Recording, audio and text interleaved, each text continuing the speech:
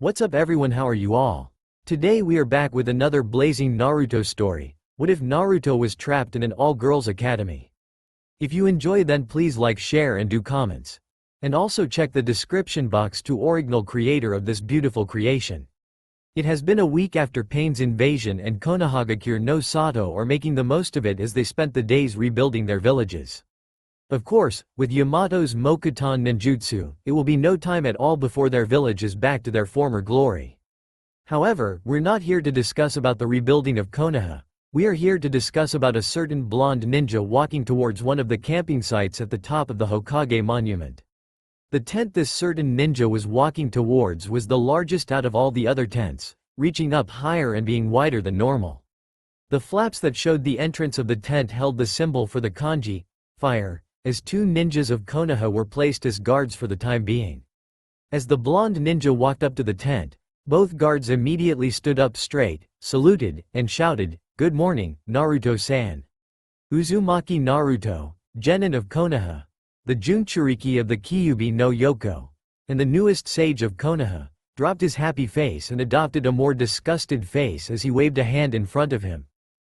Don't call me that," he muttered, straightening his orange and black jumpsuit before continuing. "Shizune-chan called for me, so can I go in?"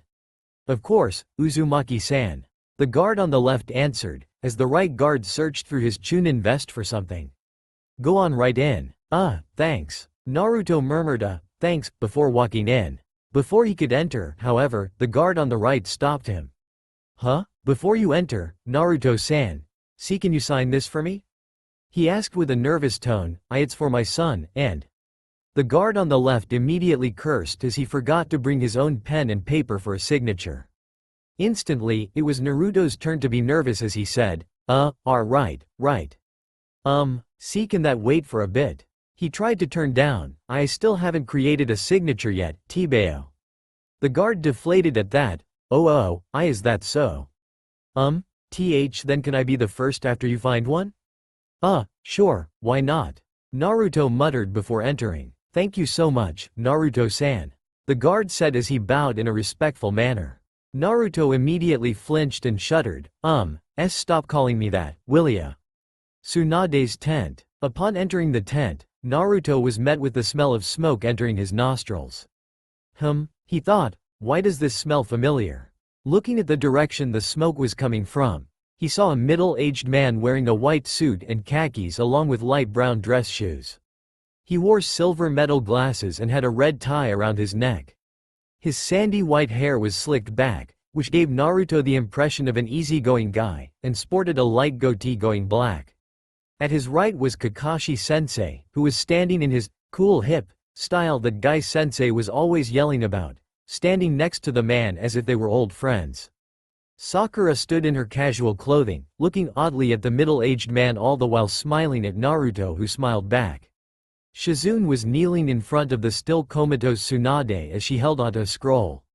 The man immediately took notice of Naruto and smiled. "I take it this is Naruto-kun then, Kakashi?"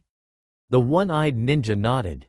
"Yup," taking a small pause, he continued, "he really looks like him, doesn't he?" The man chuckled. "I'd say, it's like seeing Minato-san all over again." Naruto frowned. "Oi, who's the glasses? And how does he know my dad?" Sakura lightly slapped him on the top of his head. "Idiot, this is Takahata Takemichi. He has a mission for you, but for what, I'm not sure." Takemichi chuckled, "And he has Kushina-san's personality to boot." At this, Kakashi chuckled nervously all the while rubbing the back of his neck. This got both Sakura and Naruto confused, as they both had no idea who this Kushina person was.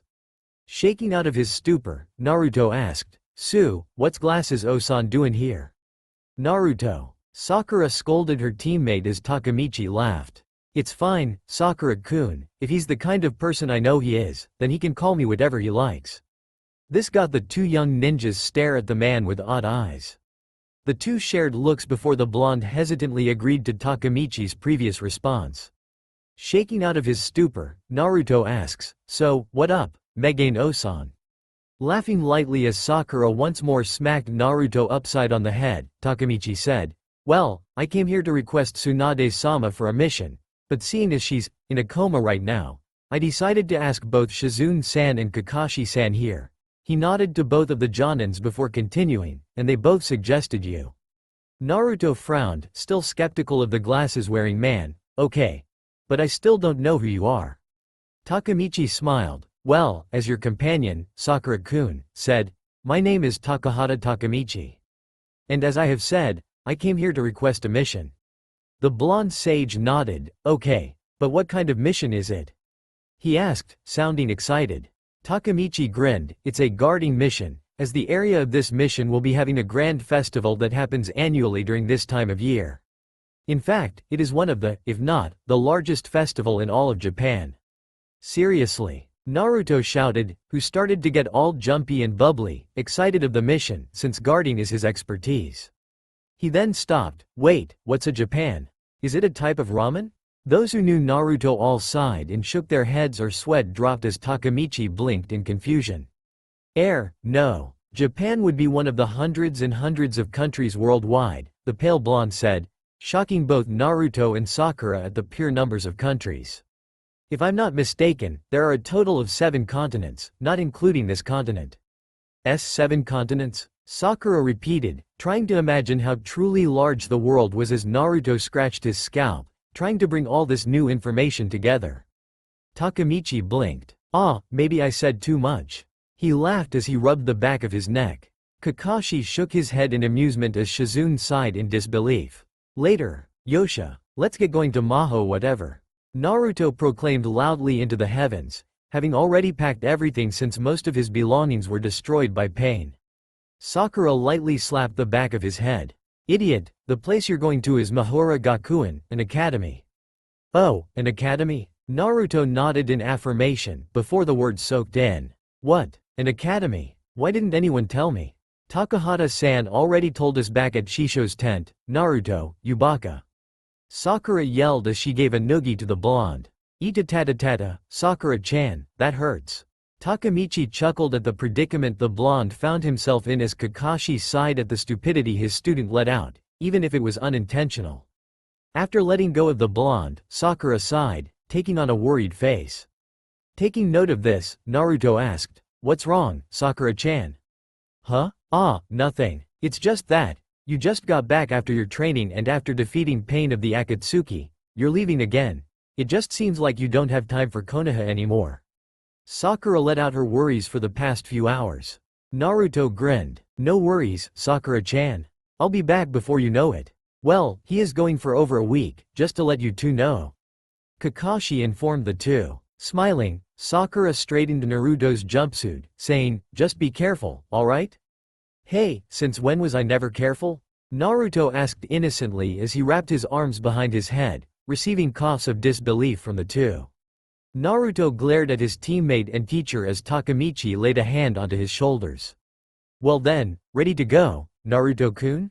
Yup, ready when you are, Takemichi-san. Takemichi nodded, allowing Naruto to say his goodbyes to his teammates before grabbing hold of his shoulder. Alright then, shall we? Yosh, let's get going, Naruto declared, turning to the opposite direction of Konoha and walking down the road before pausing. Turning to Takemichi with a sheepish face, he asked, where's that academy again? Sakura and Kakashi both sighed, wondering if the blonde would really be okay on this solo mission. Takemichi, on the other hand, only chuckled as he once again grabbed onto Naruto. Don't worry, I'll get us there in no time. Naruto only nodded, before a thought came in as the two began to glow lightly. By the way, Takemichi-san. Have we met before? There was a slight pause as the two continued to glow in a mysterious light before Takemichi slowly answered, well, not exactly. Both the blonde and the pinkette were confused at the answer before Takemichi noticed that the technique he was going to use started to activate correctly. Looks like we're about to leave. Better say your goodbyes now, Naruto-kun. Alright then, see ya, Sakura-chan, Kakashi-sen.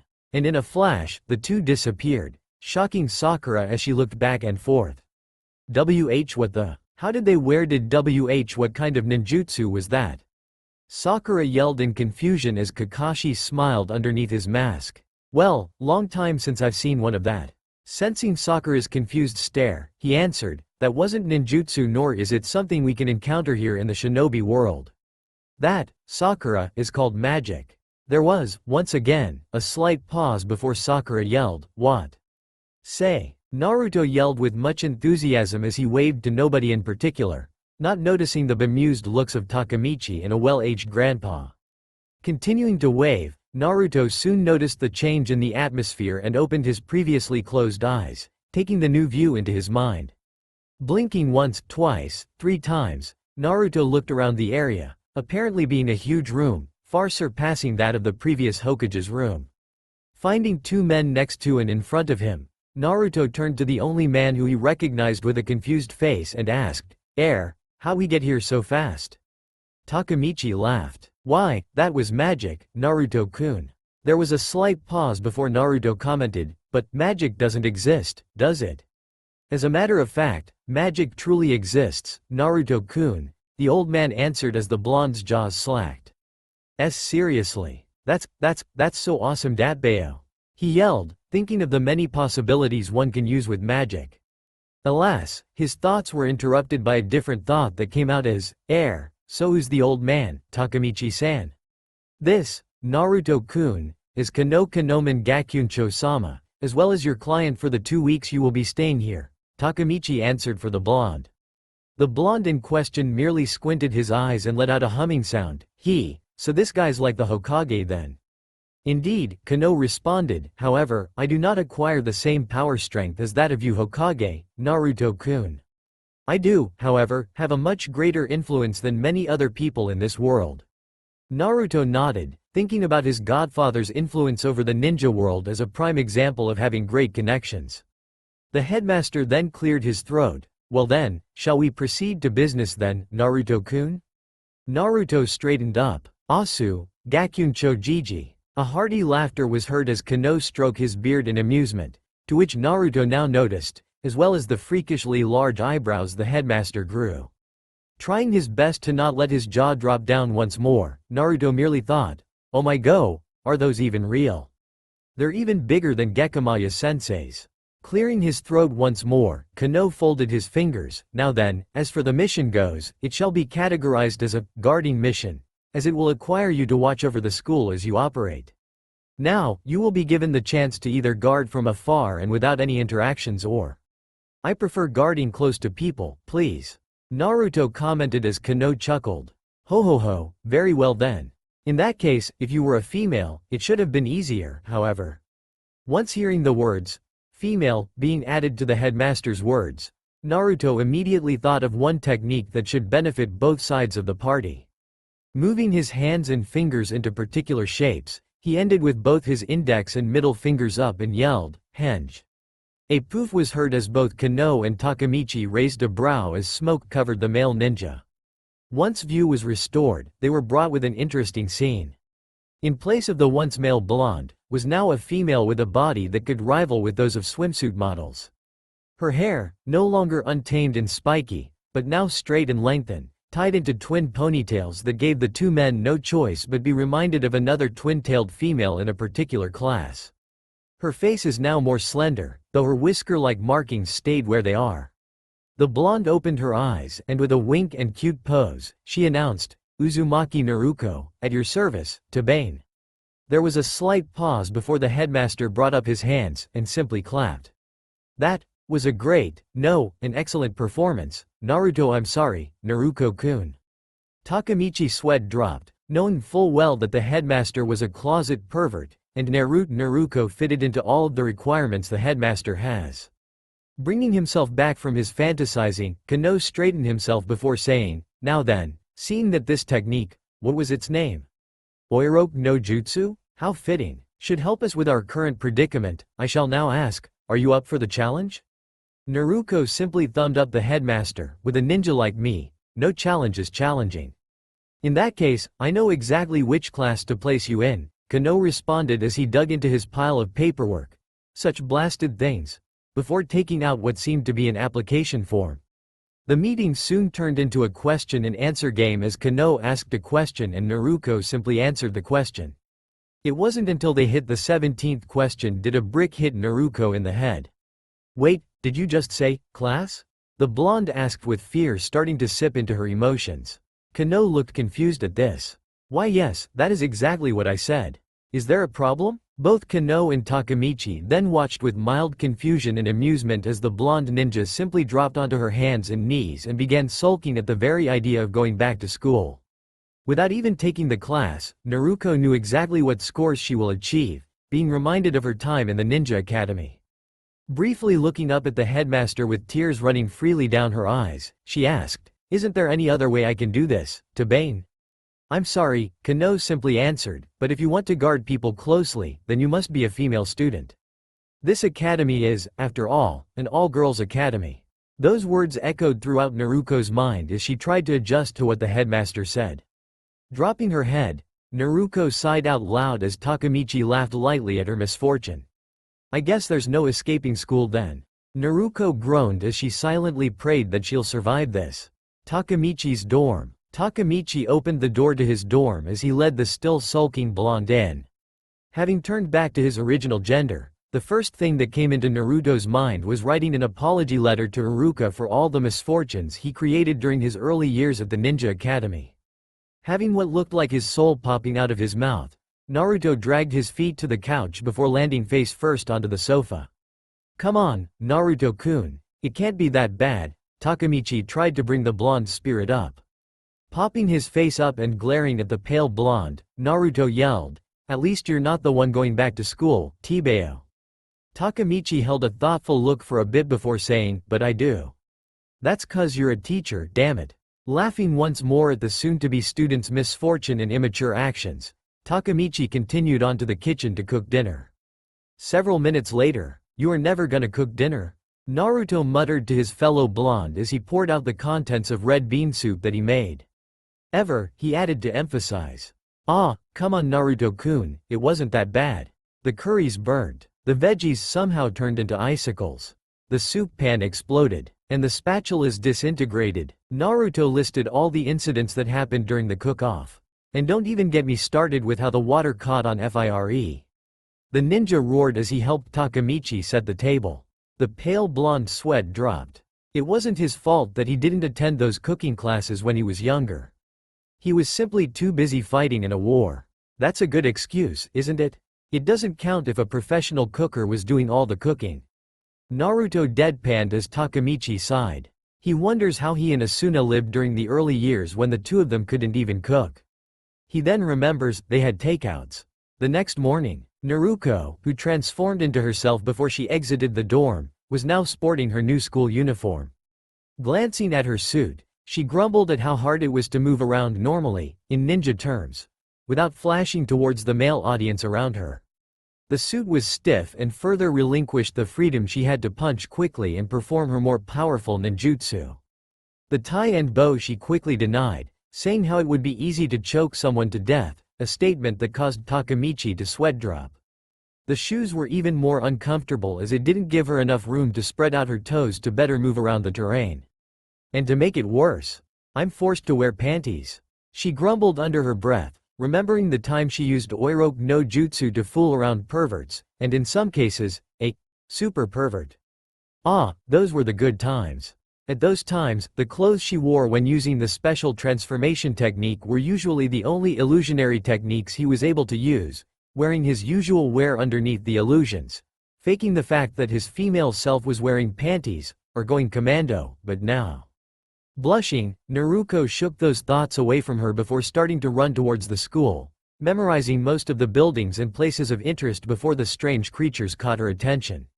Wait, what? The blonde shocked at the amount of creatures that walked around the running students as if it was an everyday thing.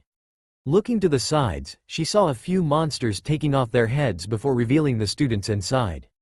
Oh, just costumes. Closing her eyes as she sighed, she didn't see where she was running and crashed into a nearby group.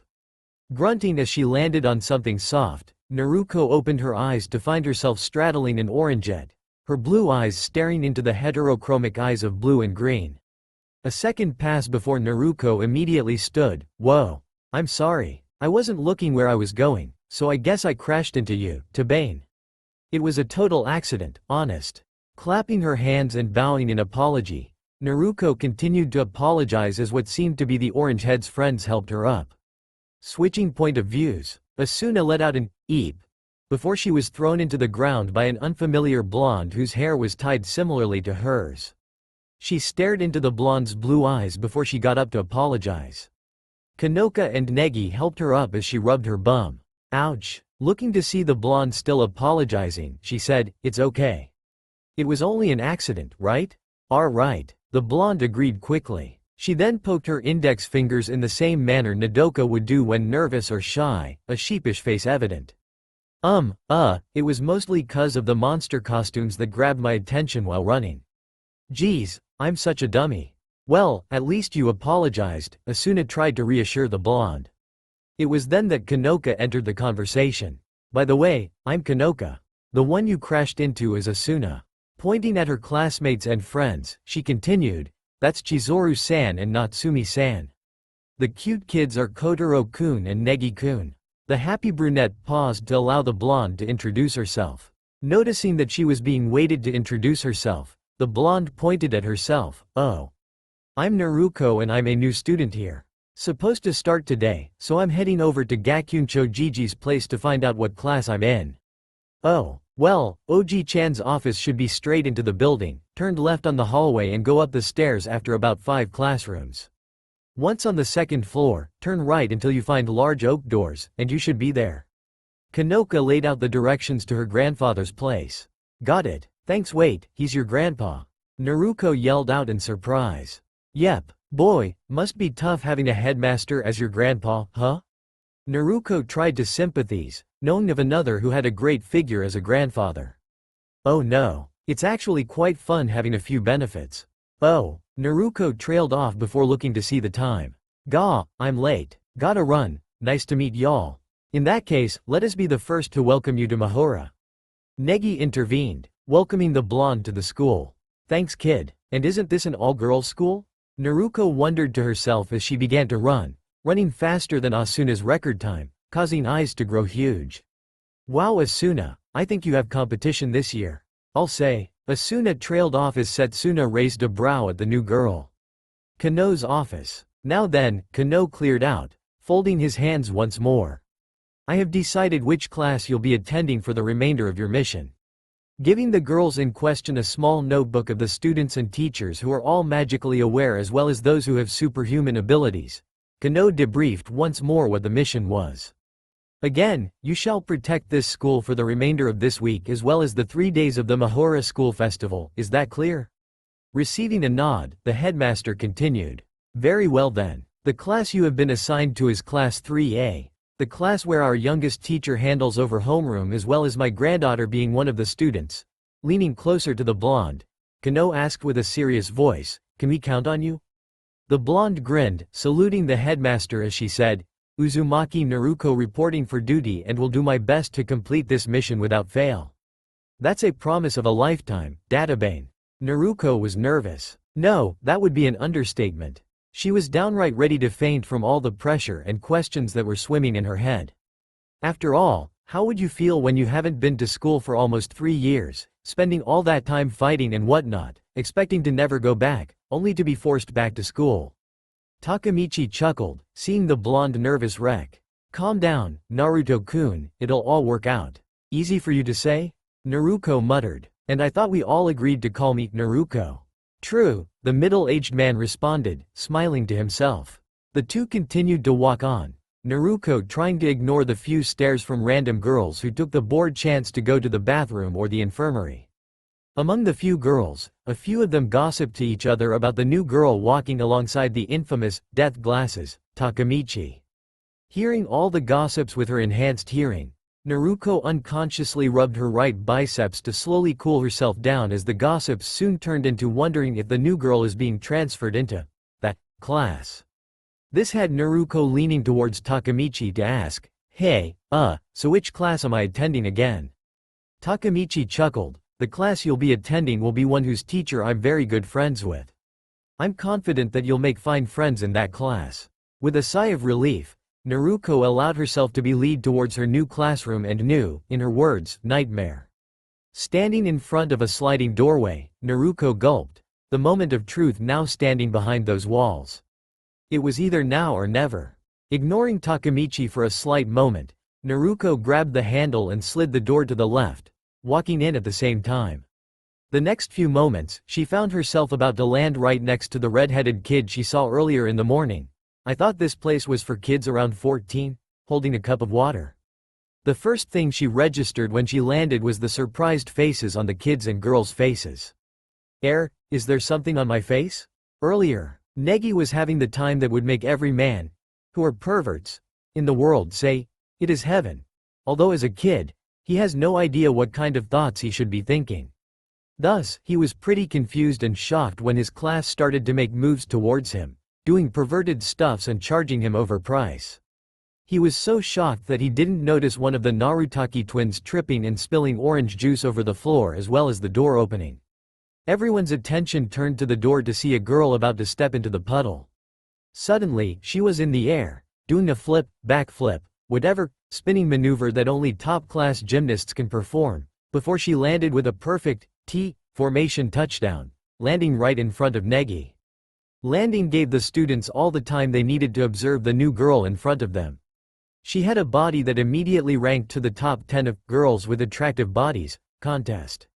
Her hair was a perfect combination of Ayaka and Asuna's together, being bright blonde with twin ponytails. Her eyes were as blue as the ocean while her set of whiskers just upped her cuteness factor.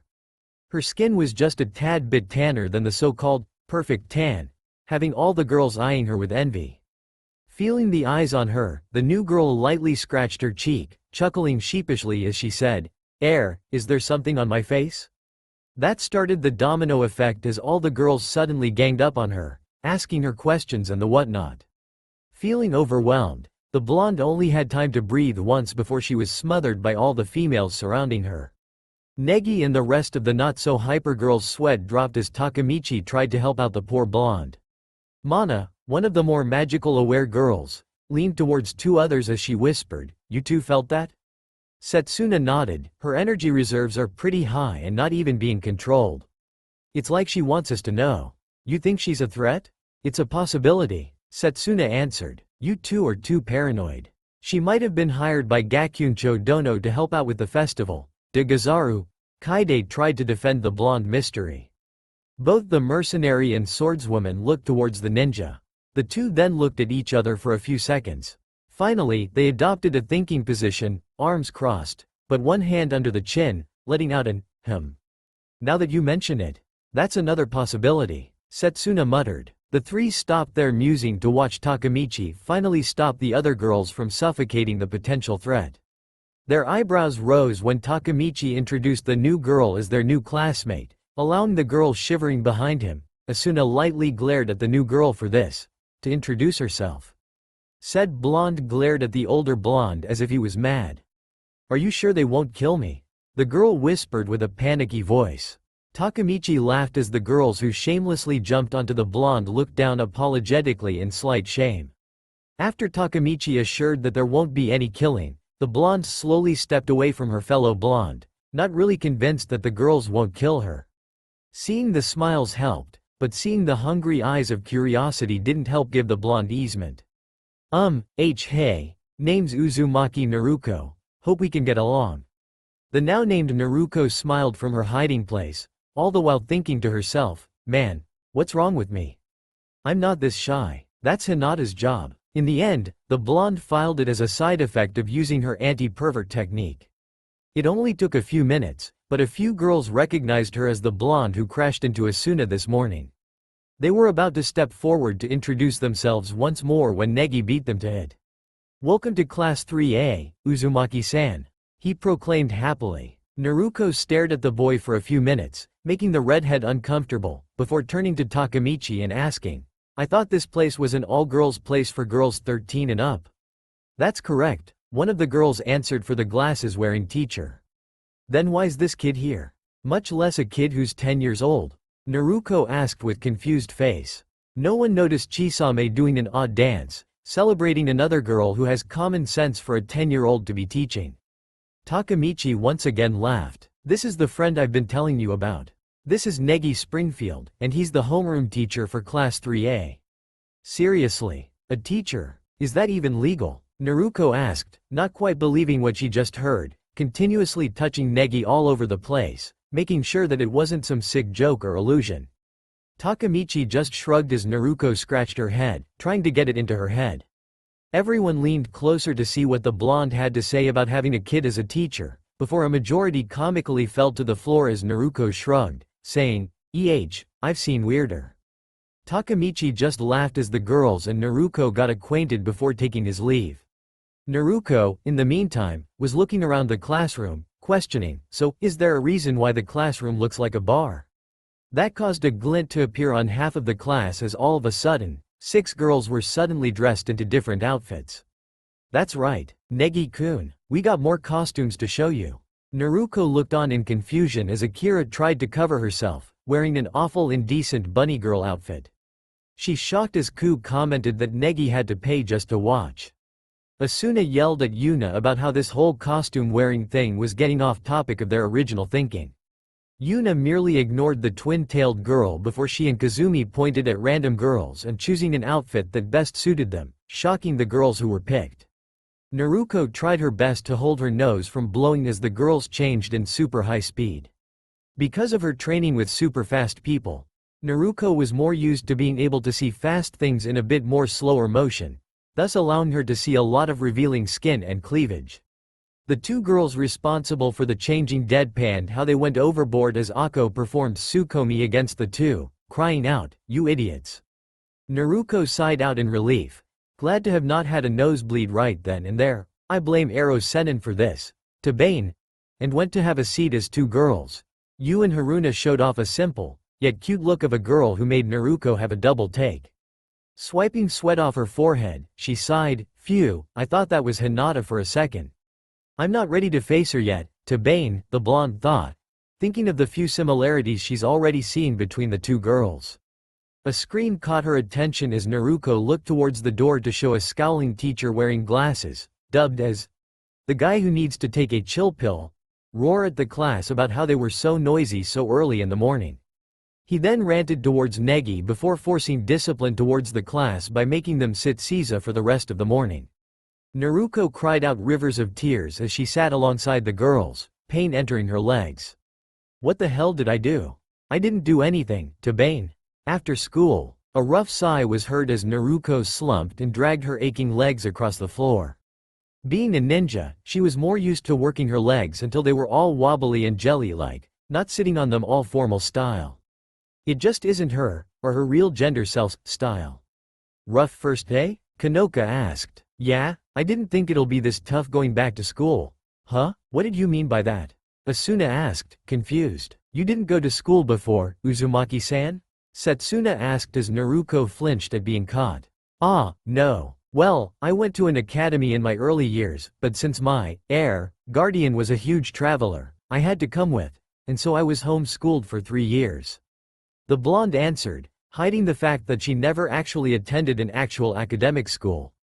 "Oh," Asuna voiced out. "You must be lucky. No tests, no exams, that's the life. Yeah? Try not getting blown up when you get something wrong." Naruko muttered as the 3 girls shocked at how brutal and insane Naruko's schooling was. As the 4 exited the school, Naruko rubbed her legs to get the feeling back as Kanoka commented, "Still trying to get the blood flowing?" "Yeah, damn, I hate doing those Caesar positions." The blonde whined. "What's up with that teacher anyway? He's gotta take a chill pill." Asuna laughed. "You gotta admit, your first day was pretty weird." "And whose fault do you think it is?" Naruko countered, glaring at her. Asuna glared back. "Hey, in case you haven't noticed, we're victims too, you know. Anyway, whose dorm are you going to stay with, Naruko?" Kanoka tried to change the subject as Naruko blinked. Digging into her uniform, Naruko said, "Well, the first day I was here, I stayed with Takemichi-san.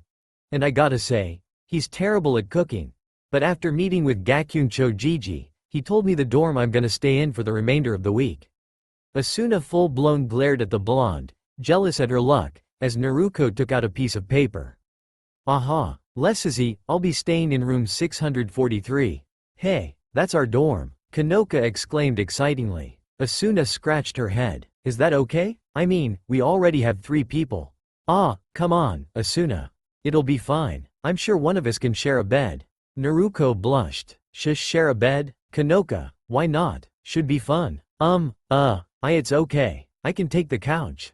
Naruto sputtered in embarrassment. The brunette pouted in sadness at this. Room 643. After saying goodbye to Setsuna, the three entered their room and got settled in. In Naruto's case, she quickly got the couch ready for bed, as she didn't bring too many belongings. Kanoka got out an extra futon and blanket from the closet for Naruto to use as Asuna left for the bathroom. 2 hours of dinner and homework, and the three got ready for bed as Negi walked in. I'm home. Ah, welcome back, Negi-kun. What the heck's Negi doing here? Naruto shot out in surprise. Wah, Uzumaki-san. Negi squeaked out in surprise, having bumped into the blonde drying her hair. Asuna popped out of the kitchen, a glass of water in her hand. Oh yeah, seems Naruto's staying with us, Negi.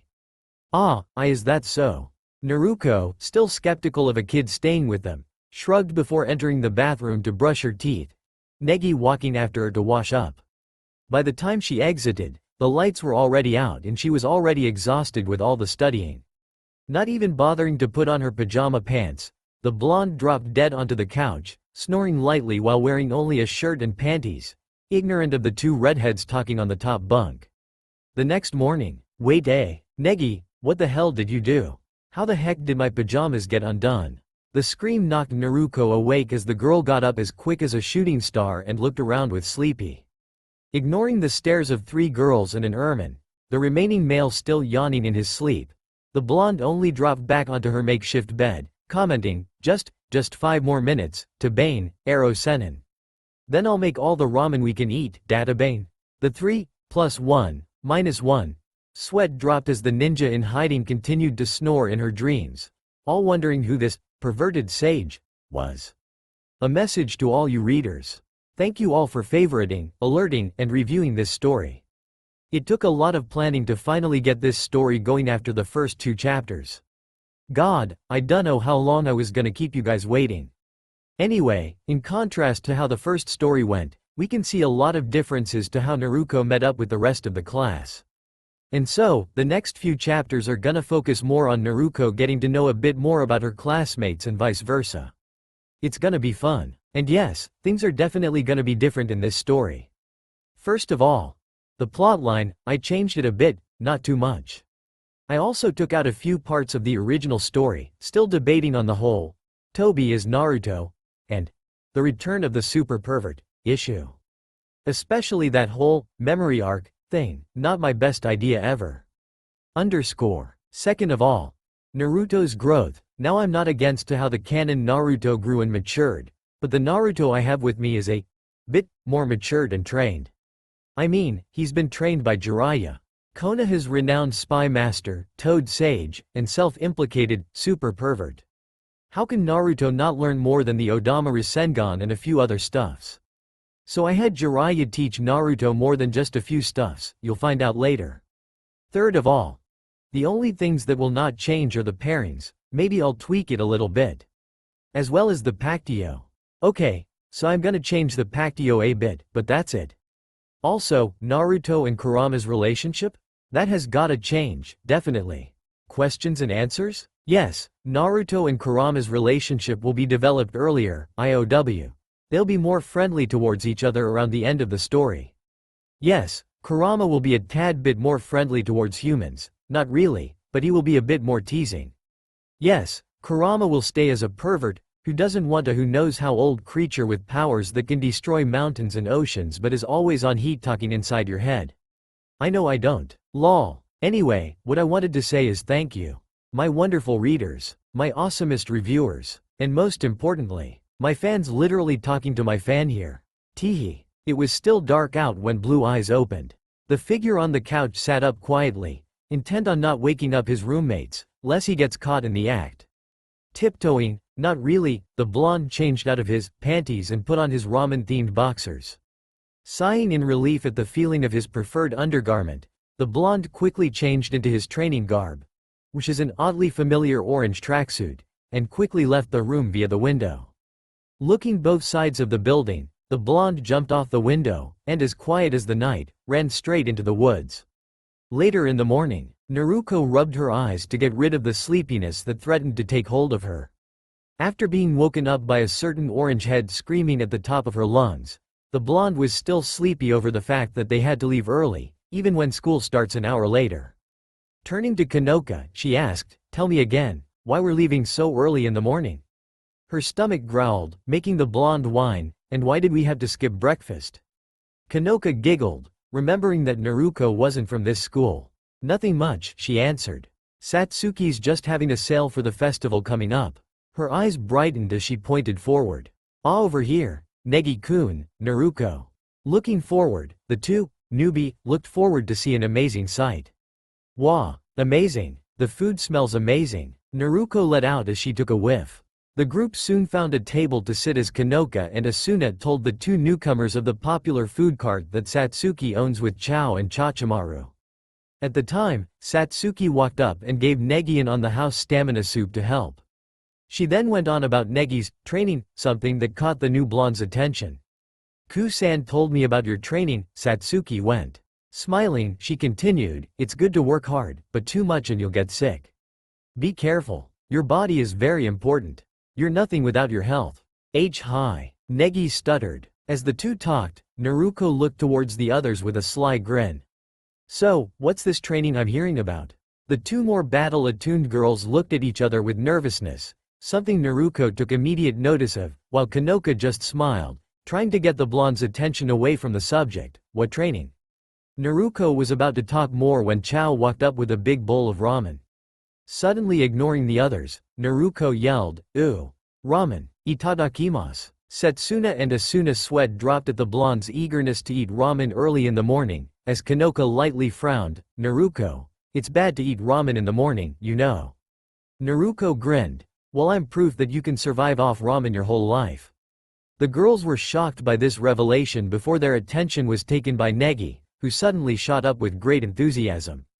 "Class." Naruko sighed in boredom as she watched Negi ask the class what they should do for the festival.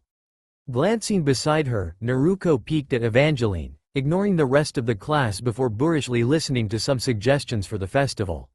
"I propose we do a heart-pumping swimsuit extravaganza cafe." A majority of the class did a whiplash or comically tripped over the floor. Some of the more sane ones did a spit take, as Naruko was among those who did a whiplash while spit taking. Starting to get the image in her head, Naruko immediately closed her eyes and ears, trying not to listen to any of the other suggestions. Big surprise, it didn't work. "Let's do a girls' mud wrestling tea shop, then." "A Neko Mimi nude bar, then." Chizuru sighed. "Why not just be honest with ourselves and do an undergarment-less tea shop?" "That's IT. That's so not it. What the hell's that supposed to be anyway?" Asuna completely rejecting the idea, having horrible memories of her being undergarment-less. Available records show that it was part of the 1980s. It is, however, currently illegal, Chachimaru commented with a monotone voice as Chisame muttered, "And Oba-san, at this age." "Oba-san." Chizuru ominously commented as Chisame paled tremendously.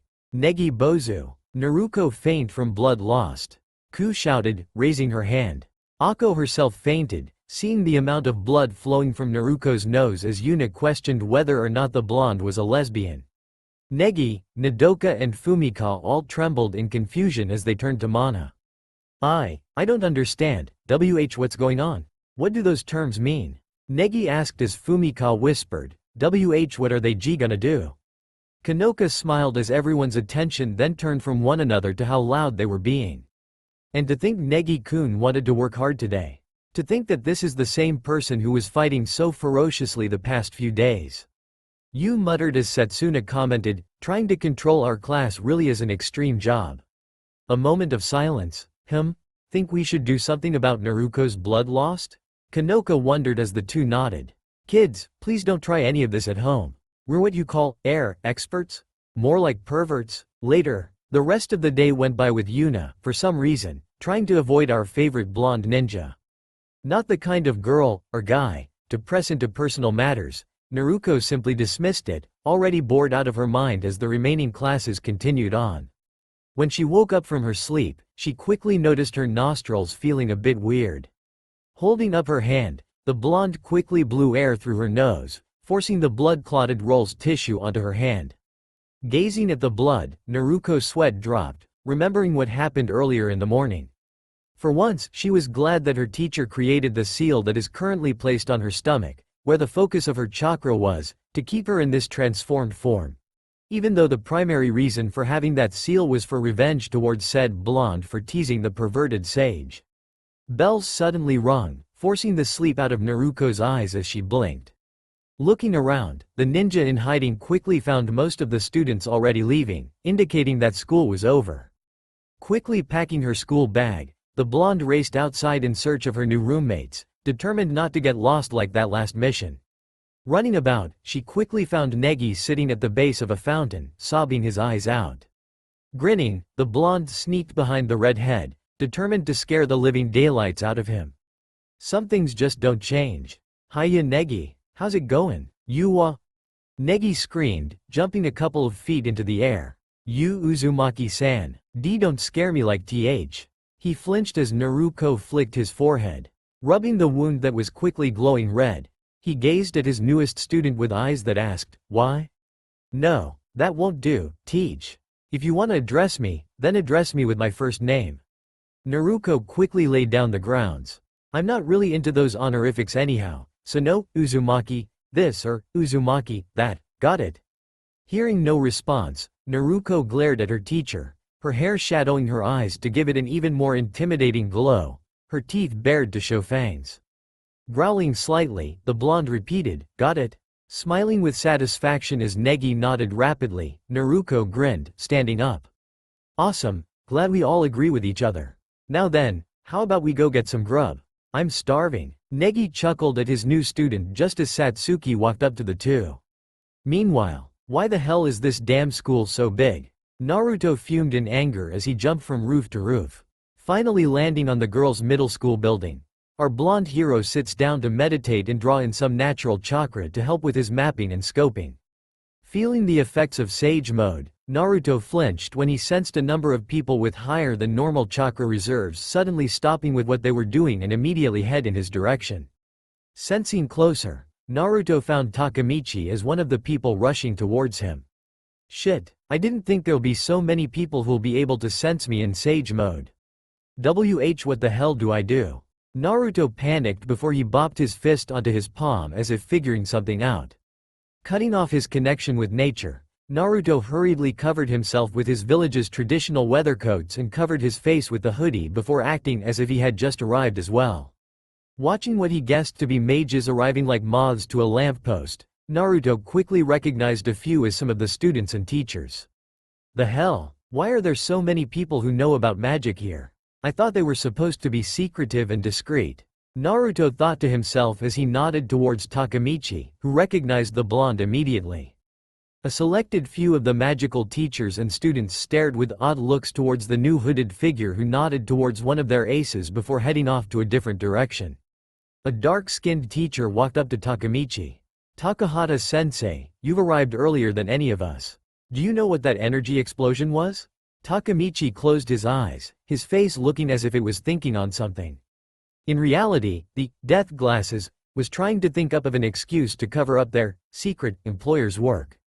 The teacher began. Well, to be honest, I haven't the slightest clue, he admitted as the mages sighed, disheartened. If Takemichi doesn't know, then no one would. Later, Naruto sighed as he landed on another roof, thankful that Takemichi was the first one to meet him.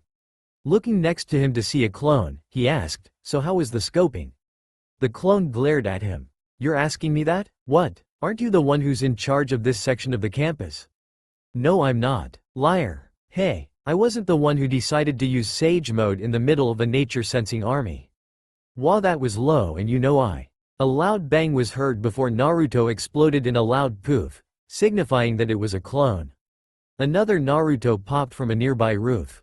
What the hell was that? The clone immediately ducked. Hell if I know. Another clone looked out the window below the clone on the roof, shielding his eyes from the sun to try and look around for their attacker. Damn, that hurt, and in a loud bang followed by a poof, he was gone. The clone above him paled before suddenly yelling, "Oh my god, we're under attack. Guys, we're under at." A bang interrupted him as he erupted into smoke.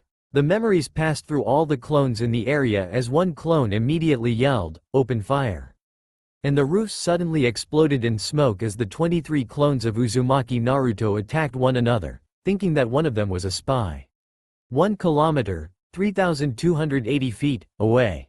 Tatsumiya Mana, seat number 18 of the famed Class 3A of Mahora Junior High Girls Academy, dropped a sweat, watching the whole scene commence in her sniper rifle. Hearing a faint cry of Rasengan, she muttered, "What a bunch of idiots." Hours later, sigh, "Hope Negi'll be alright." Asuna muttered as she and the others walked to their dorms. "He'll be alright," Kanoka answered as Setsuna took questioning glances at Naruko, who was holding a thinking face. The carefree brunette took notice of this as she asked, "Something wrong, Naruko?" "Ah, nothing, nothing," she lied, thinking of how her clones were so idiotic and stupid. Changing the conversation by redirecting it towards Negi's episode earlier that evening, she asked, "By the way, what did Negi mean by being a lousy magister?" She added air quotes as she talked, referring to how Negi referred to himself while drunk. The three immediately flinched, the blonde taking notice of this as she narrowed her eyes in suspicion. Despite already being informed about magic by the old man and Takamichi, Naruko still loved making fun of others by poking just the right buttons.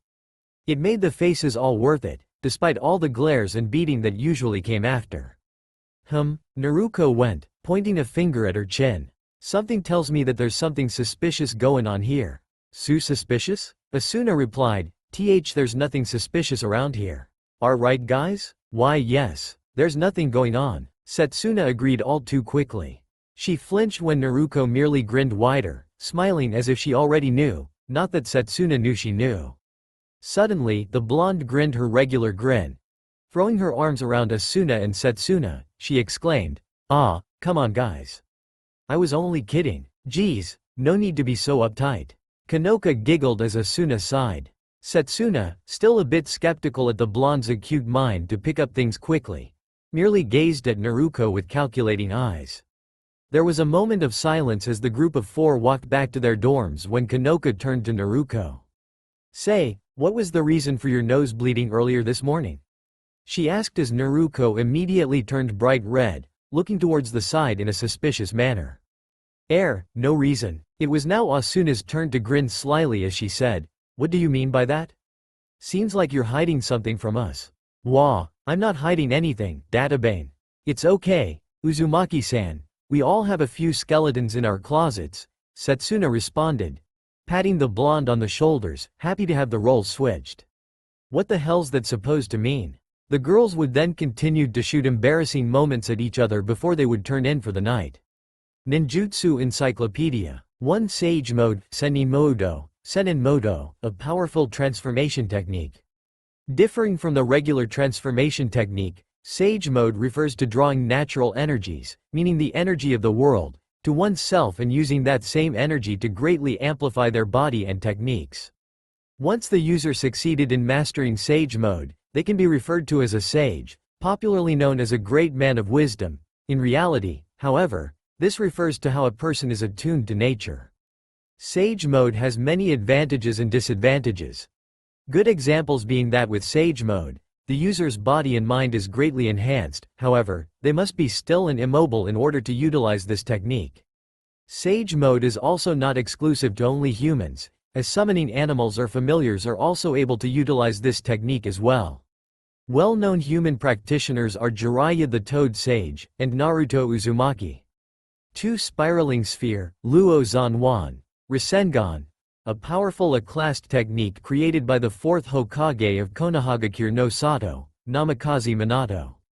This technique is said to be the ultimate example and practice of chakra shape transformation taken to the highest level. By observing the ultimate technique of the tailed beasts, Minato was able to create the Rasengan by spinning his chakra in multiple directions, add power, and contain it all into a small sphere. Although it took the famous prodigy 3 years, the technique was incomplete, as Minato held the desire to also add chakra nature into the technique. It wasn't until his son, Uzumaki Naruto, did the technique finally become complete, forming what is said to be Naruto's strongest technique.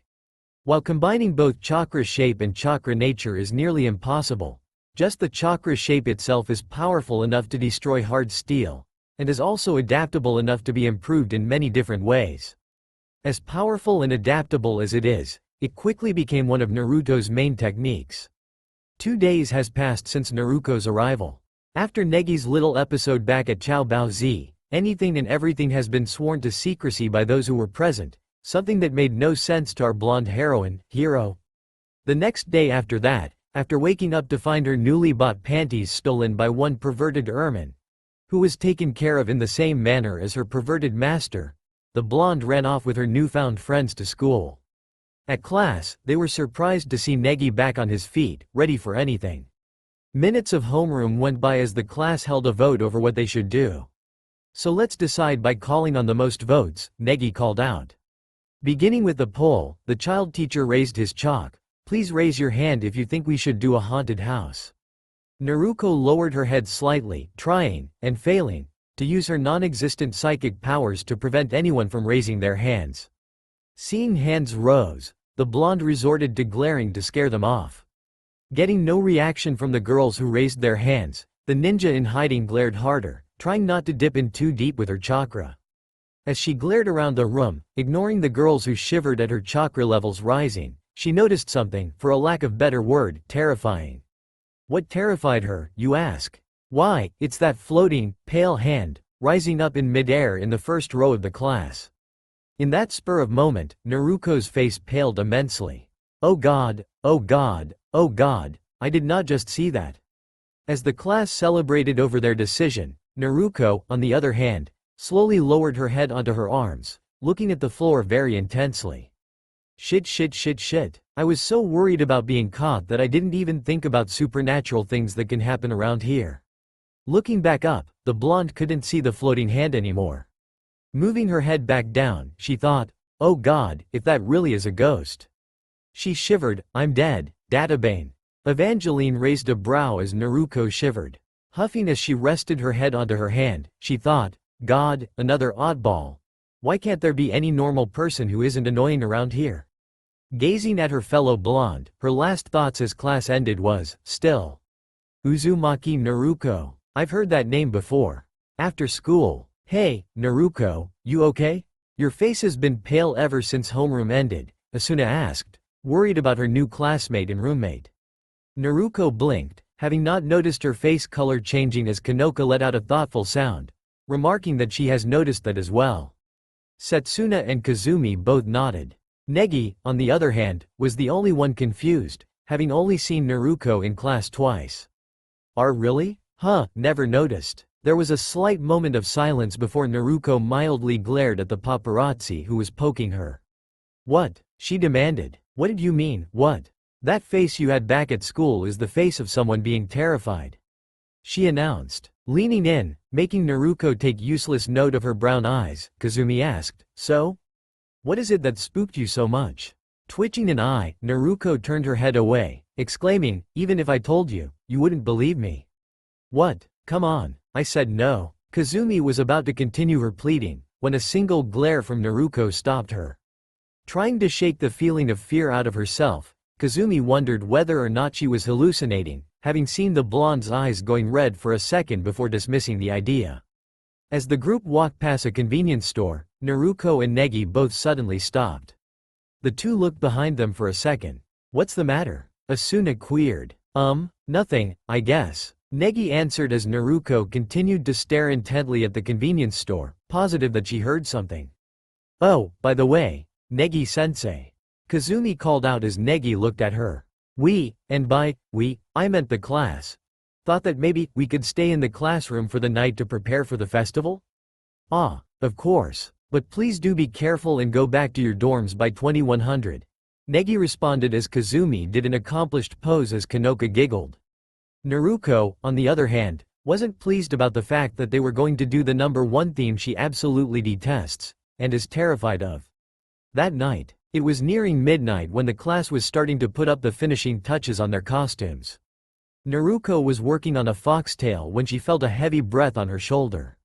Brushing it off, she continued on her work when she felt the breath on her again. Trying her best to ignore it, it was only a matter of seconds before Naruto's famous, or infamous, short temper is triggered. Alright. Whoever's breathing on me.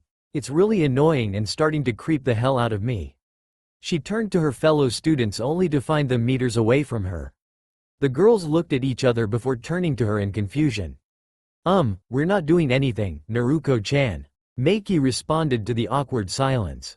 Naruto blinked. Then, what? Turning around, her tanned skin paled tremendously at the sight of a pale red-eyed monster, garbed in some sort of blue robes, coming out of nowhere as if appearing from the underworld.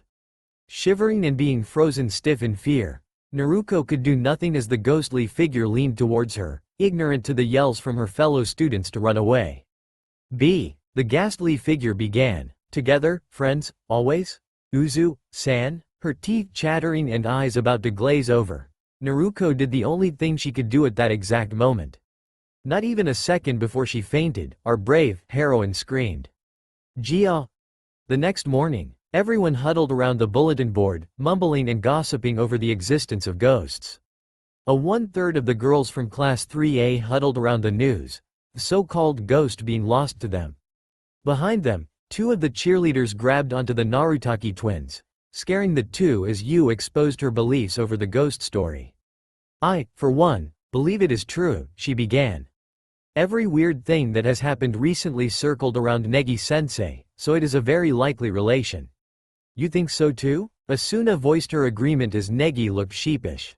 But I have never been into this kind of situation before, so, Kanoka then went on about how the rumors of the ghost were already set in place years ago. However, with age comes declining, and such, the rumors became just that. Rumors. As Kazumi complained how she was at the bathroom when it happened, Asuna looked to the side and sweat dropped at what she saw. Ghosts don't exist. Ghosts don't exist. Ghosts don't exist. Ghosts don't exist. Naruto continued to repeat her mantra, rocking back and forth softly. Clouds of depression and terror lied just above her head, raining down an aura of despair. Many girls walking by were whispering at each other, wondering what was wrong with the poor blonde. Geez, didn't think she was this scared of ghosts. Asuna thought to herself. It was at this point that Negi pointed out his thoughts, showing the class roster to his students, revealing pictures of the class as well as their clubs. The newest addition, Naruto, has yet to be inputted, hence why her picture was absent. Negi pointed to the first picture and wondered out loud, that photo of the ghost, doesn't it look like this student? A majority of the girls who are in the know of Negi's secrets closed in onto the two pictures, looking between the two. Their eyes widened at the true fact of the pictures Negi pointed out. Ignoring the rest, as well as the mischievous Fuka poking her with a stick, Naruto continued to rock back and forth, repeating her mantra and shivering in fear.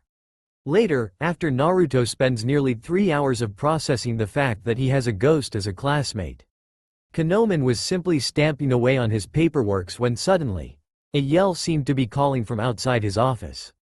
Old, raising one of his insanely huge eyebrows, the old man ceased his stamping to better listen to the sound.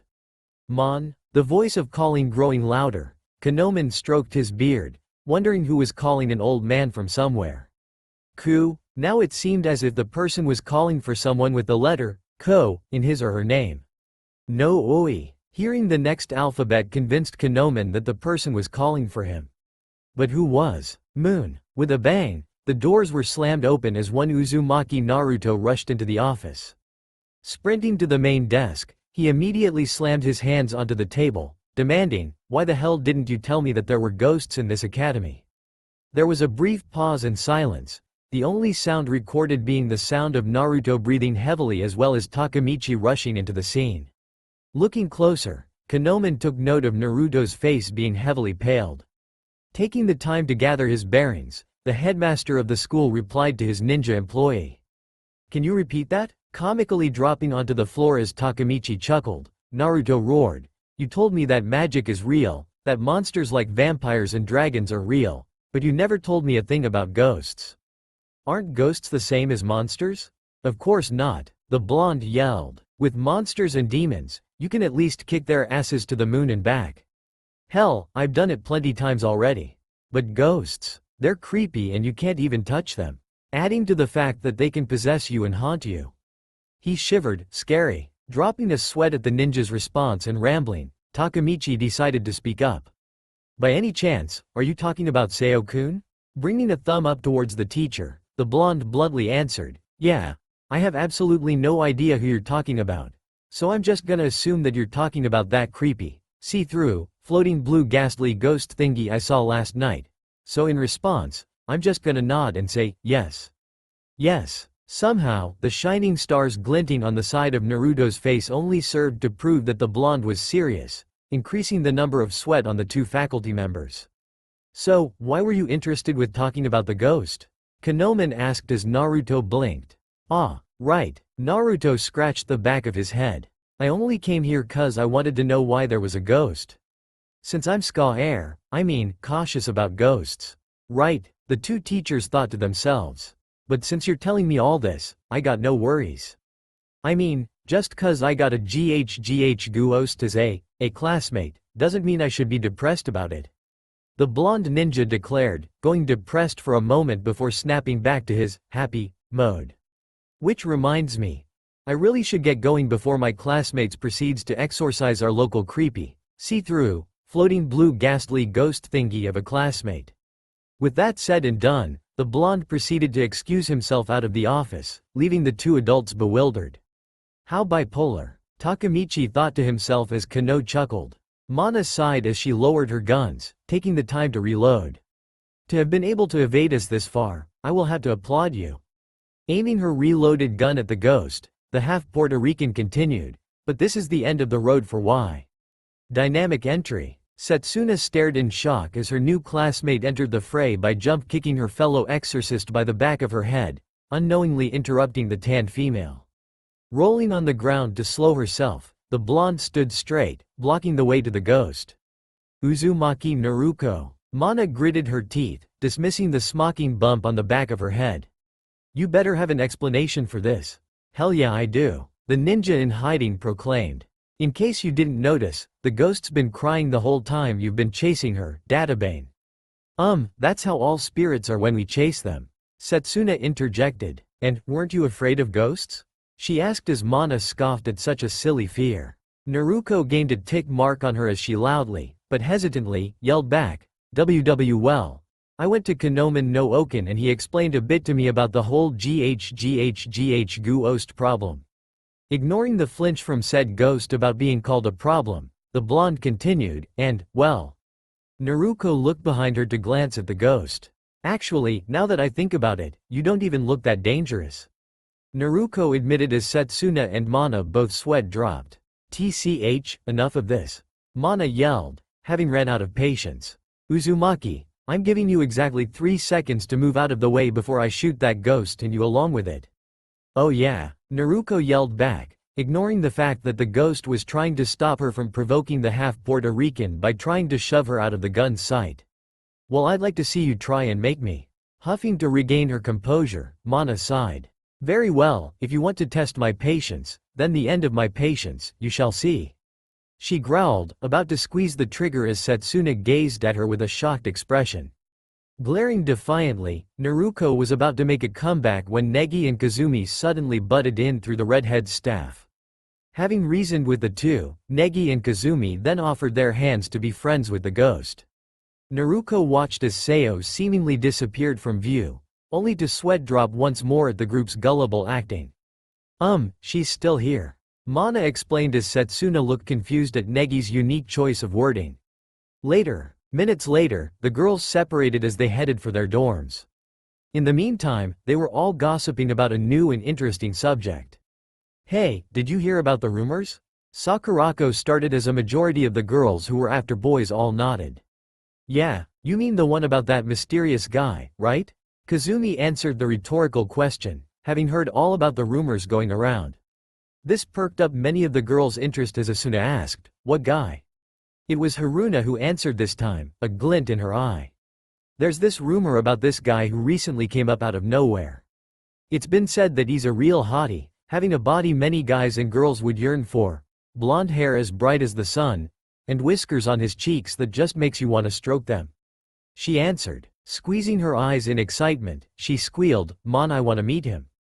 As the girls continued to gossip, Naruko was sweating in panic, wondering who the hell caught her opposite gender self-training. Oh god, oh god, oh god.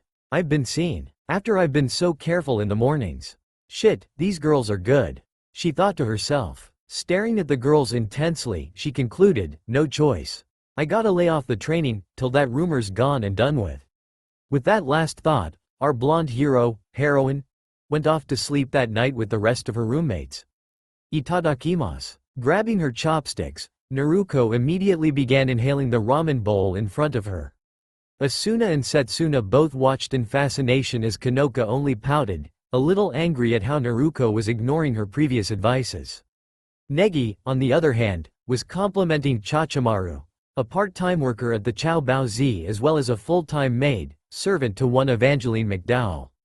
When first meeting her, Naruko was confused as to what those ear-like appendages were. Having asked Negi days before, the redhead answered, choosing his words carefully, Chachimaru-san is, I suppose you can call her a robot. Of course, being the dumb knucklehead as she is, while having her moments, Naruko has absolutely no idea what Negi was talking about. Asking for another explanation, Negi answered with his usual textbook knowledge.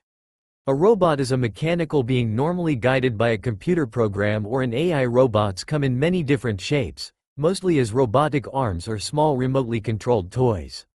Humanoid-shaped robots, such as Chachimaru-san, are known as androids or gynoids for female types.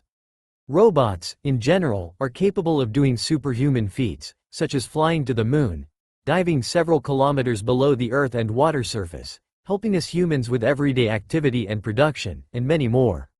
Unfortunately, that only served to further confuse the blonde ninja. Luckily, Kanoka saved the day by merely stating, a robot is a metal person who can do many things, like flying and firing lasers. That caught Naruko's attention, especially the firing lasers part, having wanted to see a demonstration, to which the others prevented her too. Moving back to the story, Naruko was ignoring everyone for the morning, and not because they wouldn't let her have a demonstration of what a robot can actually do, says me sarcastically, as everyone else was having a heavy discussion over Chachimaru and why she should or shouldn't tie her hair up. Instead, Naruko thought it best to think rather than talk, something that was definitely unlike how Naruto usually is, thinking about how she could better hide her secrets from her new friends and classmates, not wanting to mess up the mission before it even actually started. The more she thought, the more her head hurt, so the blonde thought it wise to not think about it for now. So lost in her thoughts, Naruko was ignorant to everything as she reached out her hands to catch several falling dishes, Asuna and Setsuna doing the same. Setsuna took a glance towards the blonde, thinking, such reaction timing for a normal girl, and doing it without actually thinking, is she really normal? Naruko blinked, having just noticed the plates in her hands. She sweat dropped, watching Chachimaru clumsily trip and drop the plates over and over. Chopsticks in her mouth, Naruko thought, is she gonna be okay? Satomi Hakase, who Naruko found out was the creator of Chachimaru, suddenly asked if said gynoid was available after school, pointing out that it has been a while since her last system checkup. This caught the groups, including Naruko, attention, wondering what the checkup was to include the word, dismantling. Later that day, school ended normally as Naruko slept, trying to shuffle through her tangle of thoughts as she tried to organize whatever the hell she learned for the day. Her head starting to hurt, Naruko furrowed her eyebrows as Kanoka grabbed her hand. Huh, she let out before the blonde yelped as Kanoka dragged her along for the ride. Whoa, Kanoka-san, what are we doing? She asked. Kanoka looked back at her new friend, nothing but determination and worry in her eyes. We're gonna go with Chachimaru-san for her checkup. The blonde blinked. And why are we doing that? Come on, don't know you a thing about mad scientists. Who knows, Hakase might be one too. Asuna blurted out, racing after the gynoid. Mad scientist. Naruko wondered, trying to imagine the glasses-wearing girl as a mad scientist, the only example she has being a certain snake lover and said snake lover's assistant. The imagined picture was too horrific to explain, so we're gonna settle for Naruko shivering in fear. See, come to think of it, I guess we can go with Chachimaru-san. She let out, wondering if she could get a small demonstration of what a robot can do along the way. The trip was rather boring, besides all the tall buildings that were even taller than the Hokage Tower back when the hidden village was still in top shape. So to ease her boredom, Naruto took the chance to get some answers to her many questions. So, just to clarify, Chachimaru-san doesn't have a normal brain like we do, but has what's called an AI, right? Seeing Chachimaru nod in confirmation, Naruto then muttered, AI. What's the A in AI stand for? Artificial, everyone, Asuna included, answered. Naruto hummed. Thinking for a bit, she asked, what's the I? Intelligence, once again, everyone answered, interrupting the blonde's question. Ooh, Naruto trailed along before sheepishly asking, what's the A, again? There was a moment of silence as the group followed Chachimaru into a building.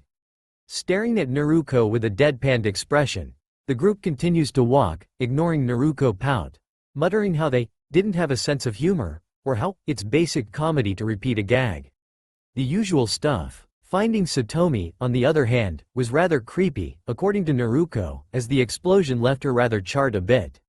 Although, it was bluntly obvious that Naruto was trying to cover her blush as Satomi and her creation began their usual checkup. Looking through her fingers, Naruto was rather filled with awe at the gynoid's body, being so metallic yet so lifelike. So this is how a robot's like? She wondered as Kanoka nodded. Kinda like those puppets back at home. Naruto told herself, reminded of a certain sand ninja's techniques, without the creepy clattering of course, and without strains. The blonde then watched with the others as Satomi went nuts over how an artificial being was feeling actual emotion, something that pissed off the ninja in hiding. So what if an being can feel emotions? They're important in life. No matter who it is, whether they're whatever thingy being, they have to have emotion. Even animals have emotions. It's like the law. Later, Naruto, along with many of the boys surrounding Chachimaru, was holding back her blush. Why, you ask? Well, apparently, Satomi thought it would be awesome to try an experiment on the AI love theory, testing out the theory by forcing Chachimaru to wear cute dresses. Pretty. Negi thought out loud as Naruto unconsciously nodded next to him. Originally being a male, Naruto still retained some of her male hormones, even when transformed. Seeing Chachimaru change into a sailor's uniform forced Naruto to spit-take her saliva, trying to force down her blush. Looking away while holding her face, Naruto thought to herself, is it alright?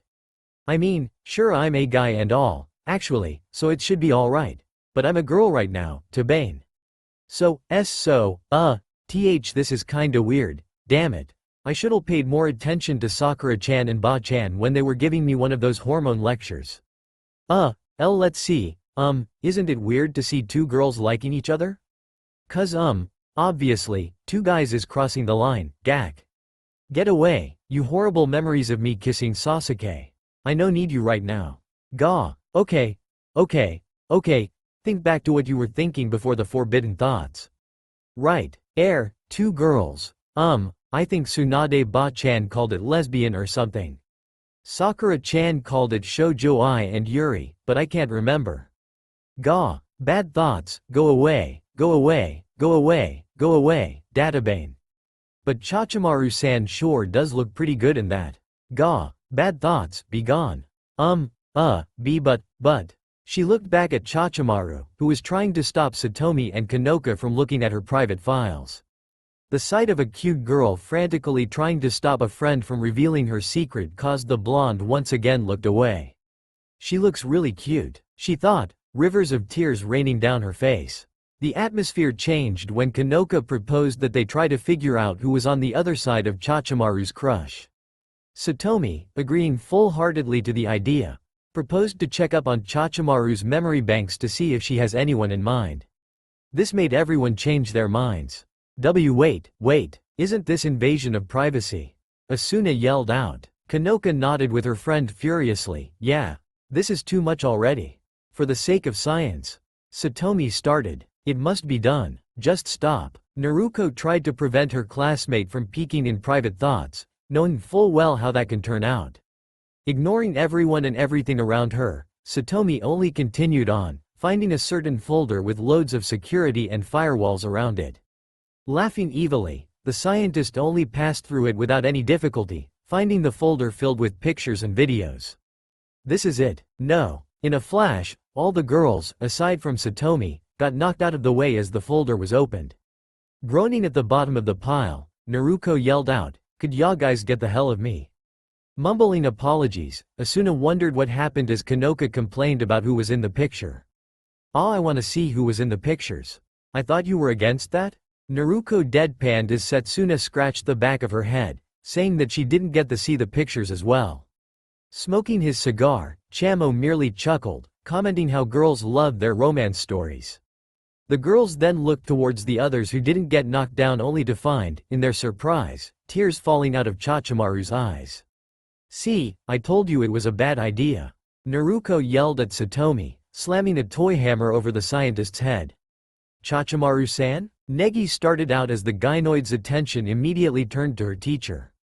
Her face quickly glowing red as her tears, or laser fluids, to be more accurate, fell down faster. Smoke started to steam off of her head as she clumsily tried to hide her face with a single hand.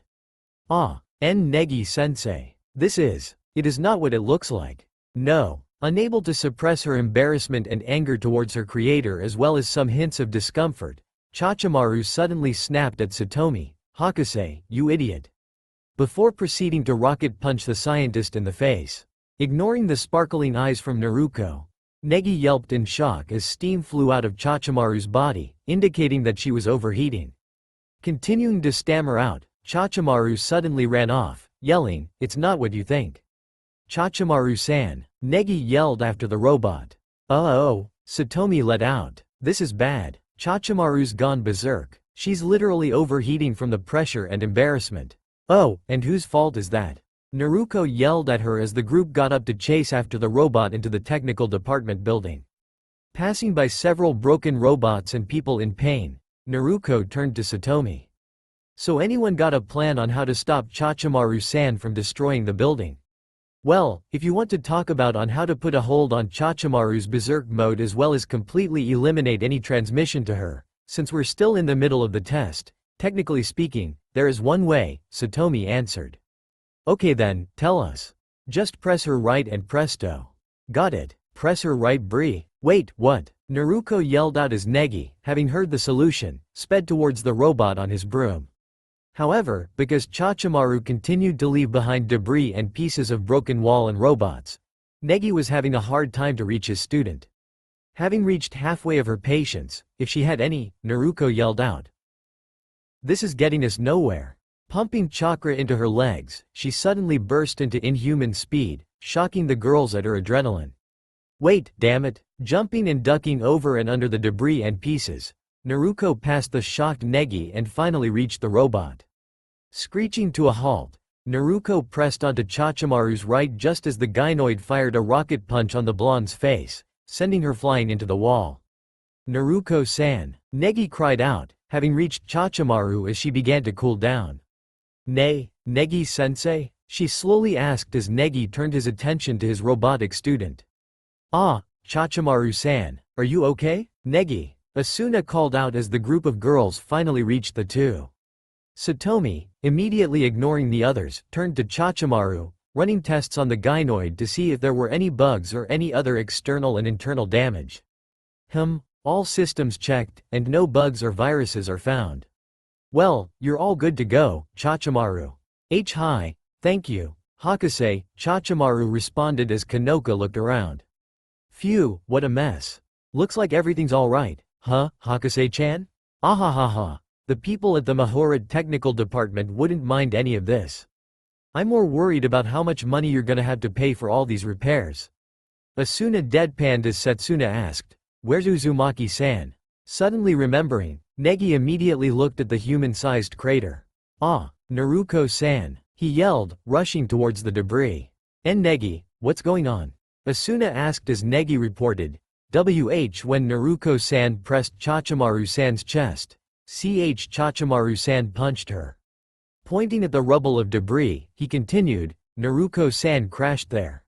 "Well, let's go help her," Asuna declared as the group rushed towards the debris, only to stop as a deep-voiced cough resounded around the area. "Damn that hurt." An unfamiliar voice rang out. Every eyes widened in shock as a boy, not a girl, a boy pulled himself out of the debris, wearing what seems to be Naruto's school uniform. Shaking his head to get the dust and rubbles of his unusually spiky hair, he opened his bright blue eyes, sheepishly grinning at the group. Sup guys? Noticing the deafening silence, the boy blinked, the girls shockingly noticing the very close relations between the boy and Naruto, bringing up a hand to scratch his whiskered cheeks. Is there something on my face? Oh Naruto, your denseness surprises even me sometimes. A voice let out within the night sky as fireworks continued to light up the darkness. Takahata-sensei, if I may have a moment of your free time. Is there something you want to ask, Asuna-kun? Takamichi asked, looking at his former student. Her face brighter than a tomato, Asuna gathered whatever remaining courage she had inside her before she blurted out, I like you. I love you, Takahata-sensei. Since the very beginning, She was interrupted as a refreshed voice called out, so that's how it is, Asuna-kun. I'm very happy to hear that.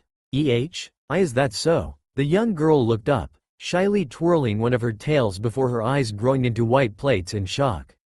For in the place of her beloved teacher was instead a young boy, a year or two older than her, with bright yellow hair, rivaling those of her so-called hated rival, which is heavily debatable, and a wide grin as bright as the sun.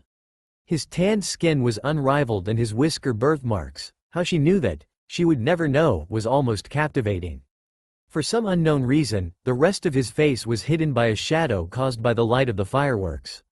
Course, Asuna, the young man declared, bringing a thumb up, grinning like no tomorrow as he closed an eye. Don't you remember? We've been together for so long, and since from the very beginning, I've liked you. The shock was too much for Asuna as reality suddenly crashed into her like a running train. Heterochromic eyes opening, the young girl gasped for needed breath as she shook off the somewhat pleasant dream turned nightmare. Or was it? Looking around before closing her eyes to calm herself down, she failed to notice a figure sleeping next to her as she smelled something delicious. Kami-sama, that was horrifying. Takahata-sensei turning into that guy sure was surprising. Damn it, stupid jerk invading my sweet dreams. Mumbling as she rubbed her eyes, she thought again, Since when did Kanoka make ramen for? Opening her eyes, only to widen, the orangette paused at the sight of the same young blonde that invaded her dreams sleeping soundlessly, for once, next to her. Breakfast. Asuna opted to finish her thought. The blonde, with his unique tan, whiskered cheeks and spiky hair, continued the snooze on as drool lightly fell from the corner of his mouth. The girl blushed at the closeness the two were as she watched him breathe in slowly before exhaling. What the hell is this jerk doing on my bed? Oh god, don't tell me Negi's sleepwalking habit is contagious. She thought with a horrified voice, not knowing that the blonde had his own sleepwalking problem. The blonde only continued to snooze on as the blushing face of Asuna went back to thinking how the small group found out about the young ninja's secret. Flashback. Can I ask a question? Sure thing, mysterious person posing as Naruto-san. Satomi answered in a mild tone as she continued to type away on her supercomputer. I'm not posing as Naruto. The blonde muttered to himself as he went on saying, is it okay if I, Pausing as he looked at himself buckled onto a metal slab, he tested the tightness of the bounds, to which they were. Looking at the scientist he continued, can I get off of this now? It's kinda giving me bad memories. Nope, no can do, mysterious blondie, Satomi answered as she touched a screen to her right, continuing her answer, there's some stuff I want to check. And, some stuff, will be. Well, for example, just how were you able to masquerade as Naruto-san so perfectly that not even Chachimaru's disguise sensor was able to pick up? How you were able to infiltrate the school so easily when a magical sensing barrier surrounds the whole school perimeter? How you were able to sprint, or might I say power up your legs, at a speed faster than Chachimaru's boosters, and my personal favorite, the glasses-wearing girl smiled sweetly, too sweetly. The blonde thought to himself, at the boy. Just what makes this mysterious person tick? Well, just to name a few. And that's why I asked to get out of this stupid bindings. The boy muttered. Now then, Satomi declared, positioning her round glasses over her small nose, let the questioning begin. So how did you masquerade as Naruto-san so easily and so perfectly? Satomi asked over the speakers as she and the others accompanying her looked over the see-through glass window between them and the mysterious blonde. I think a better question is, who is he? Asuna questioned herself as the blonde continued to try and break his binds. The others nodding at the twin tails question, the scientist sighed. Fine, ruined my fun? So, who are you? Why are you here? The blonde hummed as he mulled over his choice of answers in his head. The name's Uzumaki Naruto. And, why are you here? That's confidential information. Only Gakyuncho Jiji and Takamichi-san is allowed to know such information. The now-named Naruto replied in his monotone voice that he developed to report or replay any lines that he practiced in case he got bored of the conversation. The group behind the glass turned to Kanoka, the young brunette shrugging, showing that she too didn't know the reason why. Seemed like the head of the school was very tight-lipped around the topic of Uzumaki Naruto. Okay, so how did you pose as Uzumaki-san? Or better yet, how did you transform into a young girl? Setsuna asked this time, her eyes narrowed. Naruto stared back with a blank expression before answering, that would be my creation.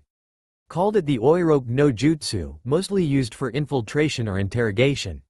I guess. To be honest, I only created it to get back at those perverts back home when they leered at some girls who didn't want to be leered at, Tibeo. He answered honestly. Setsuna's eyes only narrowed. By the way you responded, you could be saying that you're some king of ninja or something similar. The group leaned closer as Naruto began to sweat uneasily. Looking to the side as his eyes started to twitch, something that almost everyone back in the village noticed that showed that he was lying, muttering, I dunno what you're talking about. What a bad liar, ran through the minds of the group. Sighing, Satomi continued on with the questions, leading with Naruto either answering with some hesitation, or bluntly holding a monotone with his playback. As many of the questions centered around Naruto's reason for being here, the group quickly lost their patience. Gah, I'm losing my damn patience here. Just answer the damn question already. Why are you here? That's confidential information. Only Gakyuncho Jiji and Takamichi-san is allowed to know such information. Naruto once again answered. As the others tried to calm down the orangeette, Satomi merely sighed once more. The way I see it, the only way we'll get any answer out of Naruto-san here is to rely on force. Force? Negi questioned. Torture? Satomi corrected herself, horrifying the others as well as the victim strapped. What? I didn't hear about no torturing session, Tibeo. Get me out of this thing. Hakase-san, that's a bit too much. Well, if you have any better ideas, I'll be glad to listen. Satomi mentioned as she pressed a button, twin guns popping out of the ceiling and pointing directly at the blonde. Either answer the question or prepare to be shot. As the group tried to change the scientist's mind, Naruto merely glanced at the guns. What are those? All discussions halted as the group stared at Naruto with shocked eyes. There was an awkward silence that followed through as Satomi spoke into the mic. You don't know what a gun is? Gun? Naruto repeated. What's that? That's some sort of new flavor for ramen or something. Asuna blinking at what seemed to be a familiar line, Satomi sighed. Walking towards the opening that led to the chamber Naruto was in, the group, Naruto included, watched as she walked out of the doorway, holding some sort of L-shaped metal thingy. The group behind glass, recognizing the shape, feared the worst as Naruto only raised a brow.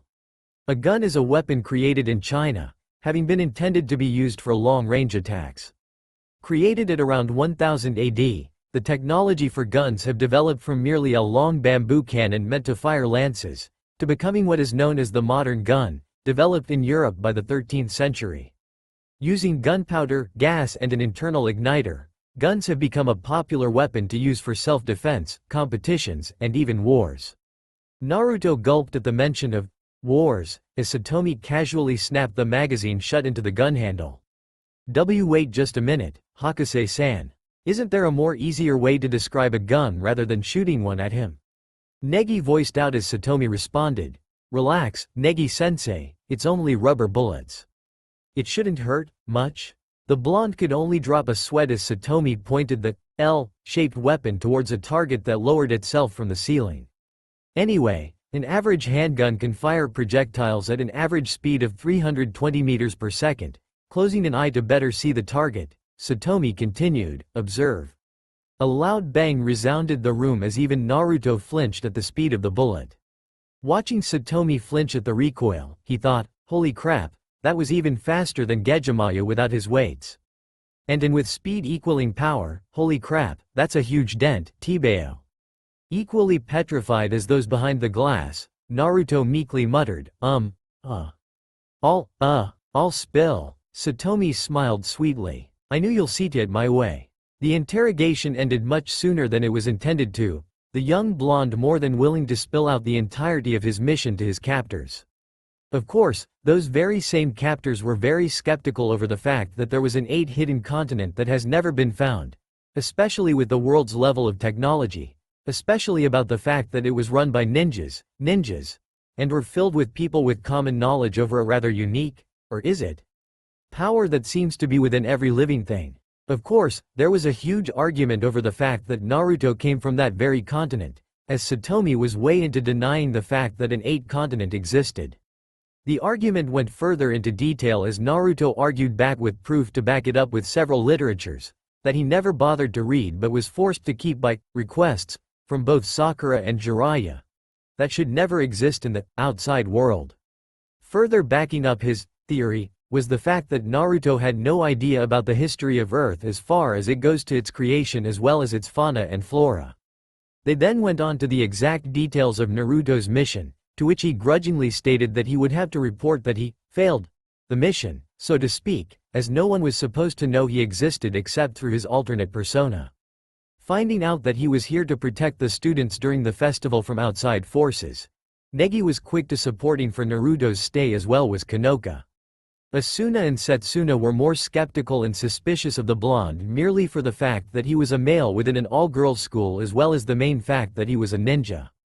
It took a lot of begging and bribing to make the two finally accept the blonde, while Satomi was easily convinced by allowing her to borrow the books he kept and never read, promising that he'll try to find some more books he had lying around, read, in his scroll.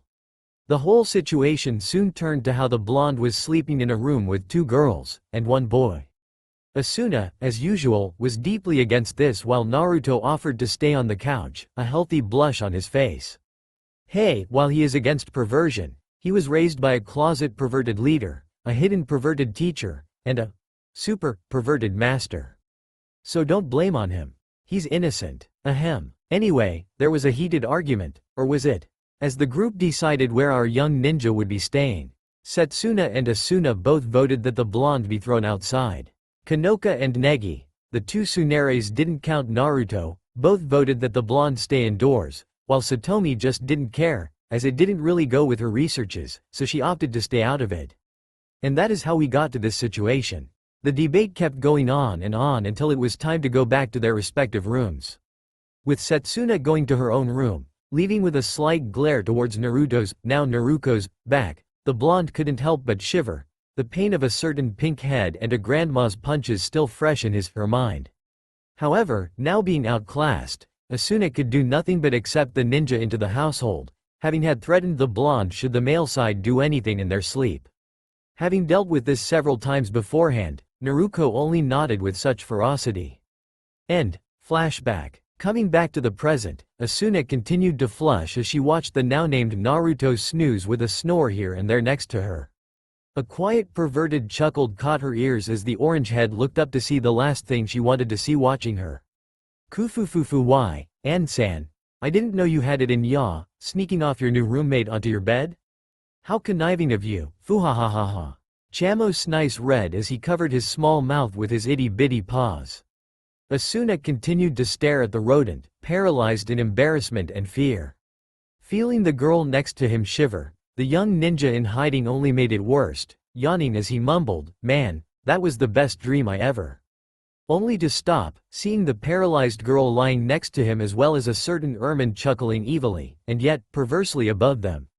The blonde held the tendency to finish his sentence.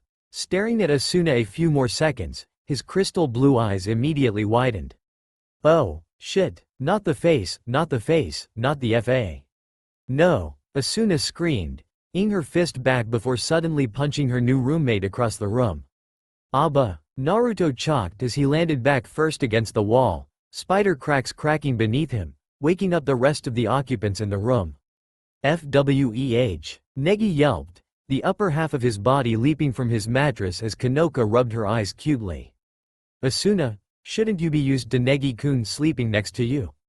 The brunette stopped, watching Asuna throw random items at the blonde, who was using whatever reaction he had to prevent himself from getting hurt. Although he did have the tendency to at least catch the items to prevent breaking anything. Whoa, hey, I said? Hang on a bit, shit, that was dangerous, Tibao. I said I was sore. Whoa, that was a knife, damn it. Hey, stop that. Get out, get out, get out, get out, get out. Why you pervert, you stupid blonde jerk, get the heck out of my room. It's enough Negi has to do it, but you too. I said I was sorry. That, sorry, ain't gonna cut it, Buster. Then what the hell am I supposed to do? Get out. The hell I would that bells. I live here. Not anymore you don't, you whiskered jerk. Now out. Whiskered jerk. Hell no. Negi looked on in confusion as Kanoka giggled at the two argue, mentioning to herself how cute the two were acting. Kanoka-san, shouldn't we stop them? Peefed. No, Negi-kun. I think we should just let them be for now, ha ha ha. The brunette continued to laugh, Negi still holding that confused face while Chamo started to think about plans that only perverted beings such as himself would be able to think of. Meanwhile, Asuna would continue to throw and threaten our favorite blonde the whole morning. The blonde, now transformed into his female form, now nervous to be even in the same room as the haughty female. Only time will tell when the two shall make up. Sweat continued to drop at a quickening pace as one Uzumaki Naruto continued to hammer down on the piece of nail onto the wooden board. It was now the afternoon, and school has just finished. Upon waking up to an empty classroom, once again, Naruto was surprised to see all of her new classmates walk in so suddenly, carrying in materials that would be used for building the haunted house that the majority of the class agreed upon.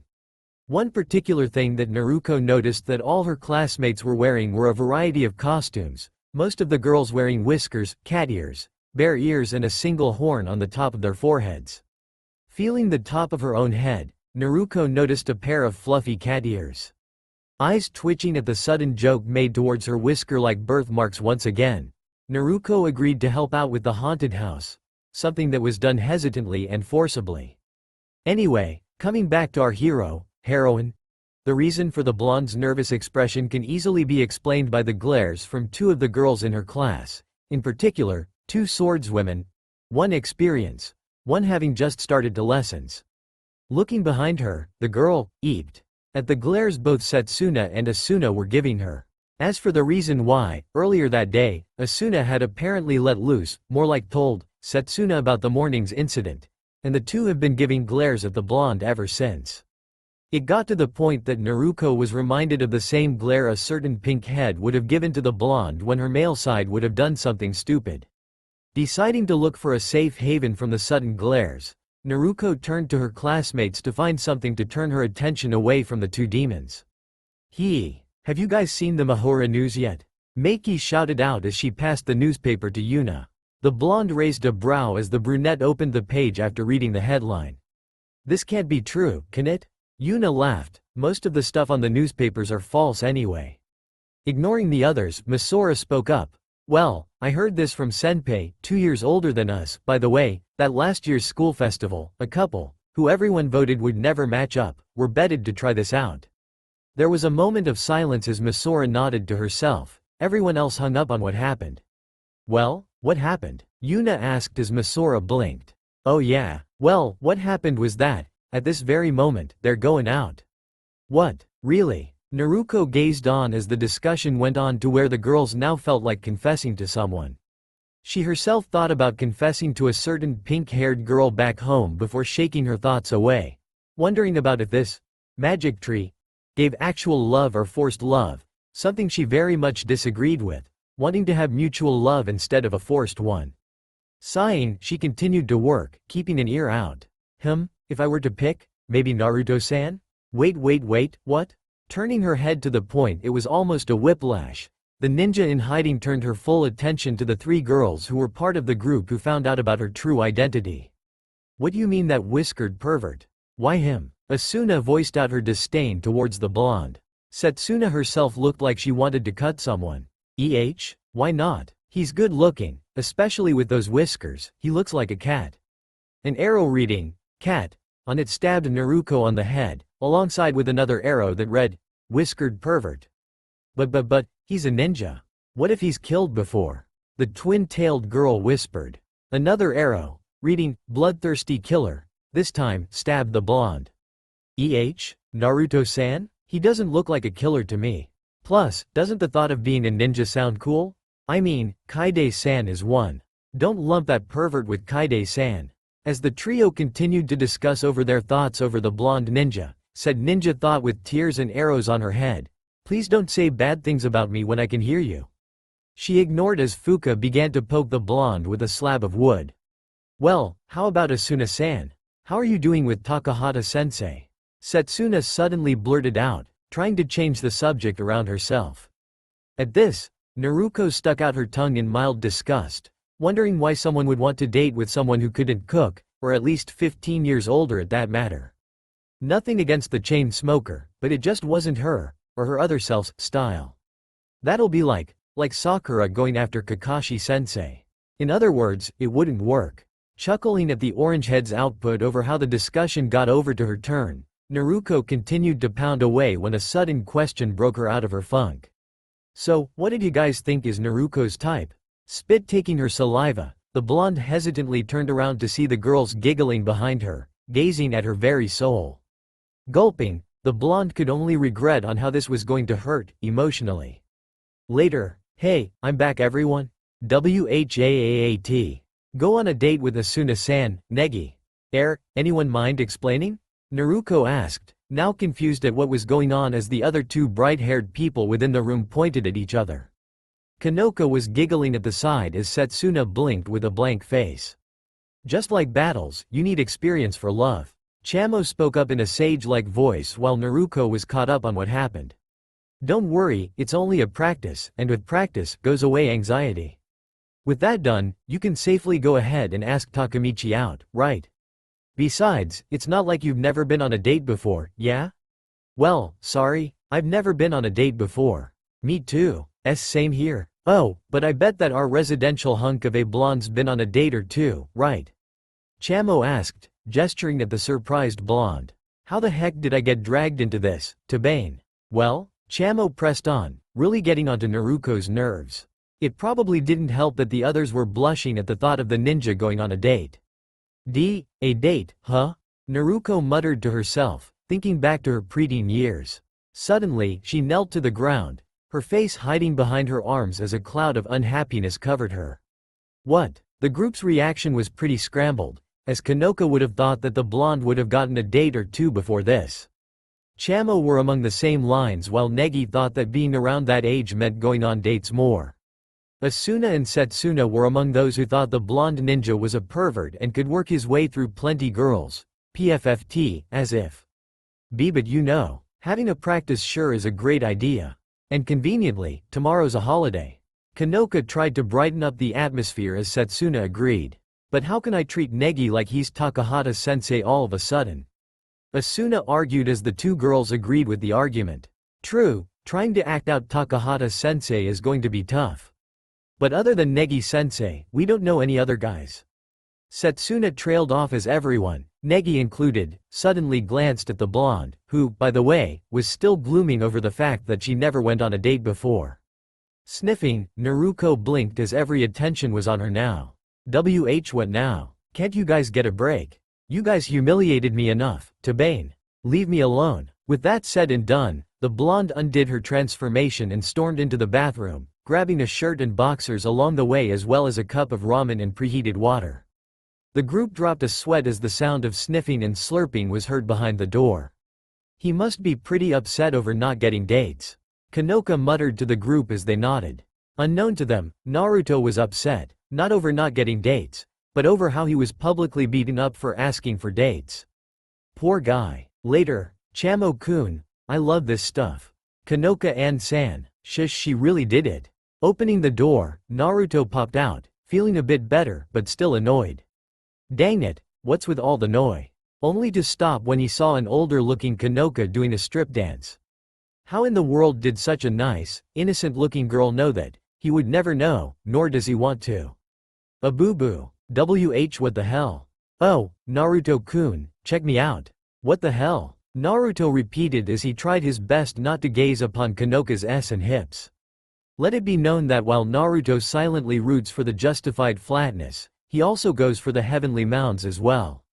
To put it simply, Naruto, for the lack of better words, went both ways, not that way, but this way. No, the other way, yes no, the other way. Gah, I'm surrounded by idiots. However, it was also known that the blonde knows when not to be a pervert, and this moment, fortunately or not, is one of those moments. Anyone mind explaining before something bad happens, Tibeo? Naruto hesitantly asks, feeling the murderous views of Setsuna and Asuna, one that he knows very well. He nodded as Chamo briefly explained the properties of the red and blue colored pills as well as the plan that they briefly made up. Pointing at Negi, he asked, but he's too young to know that kind of shit.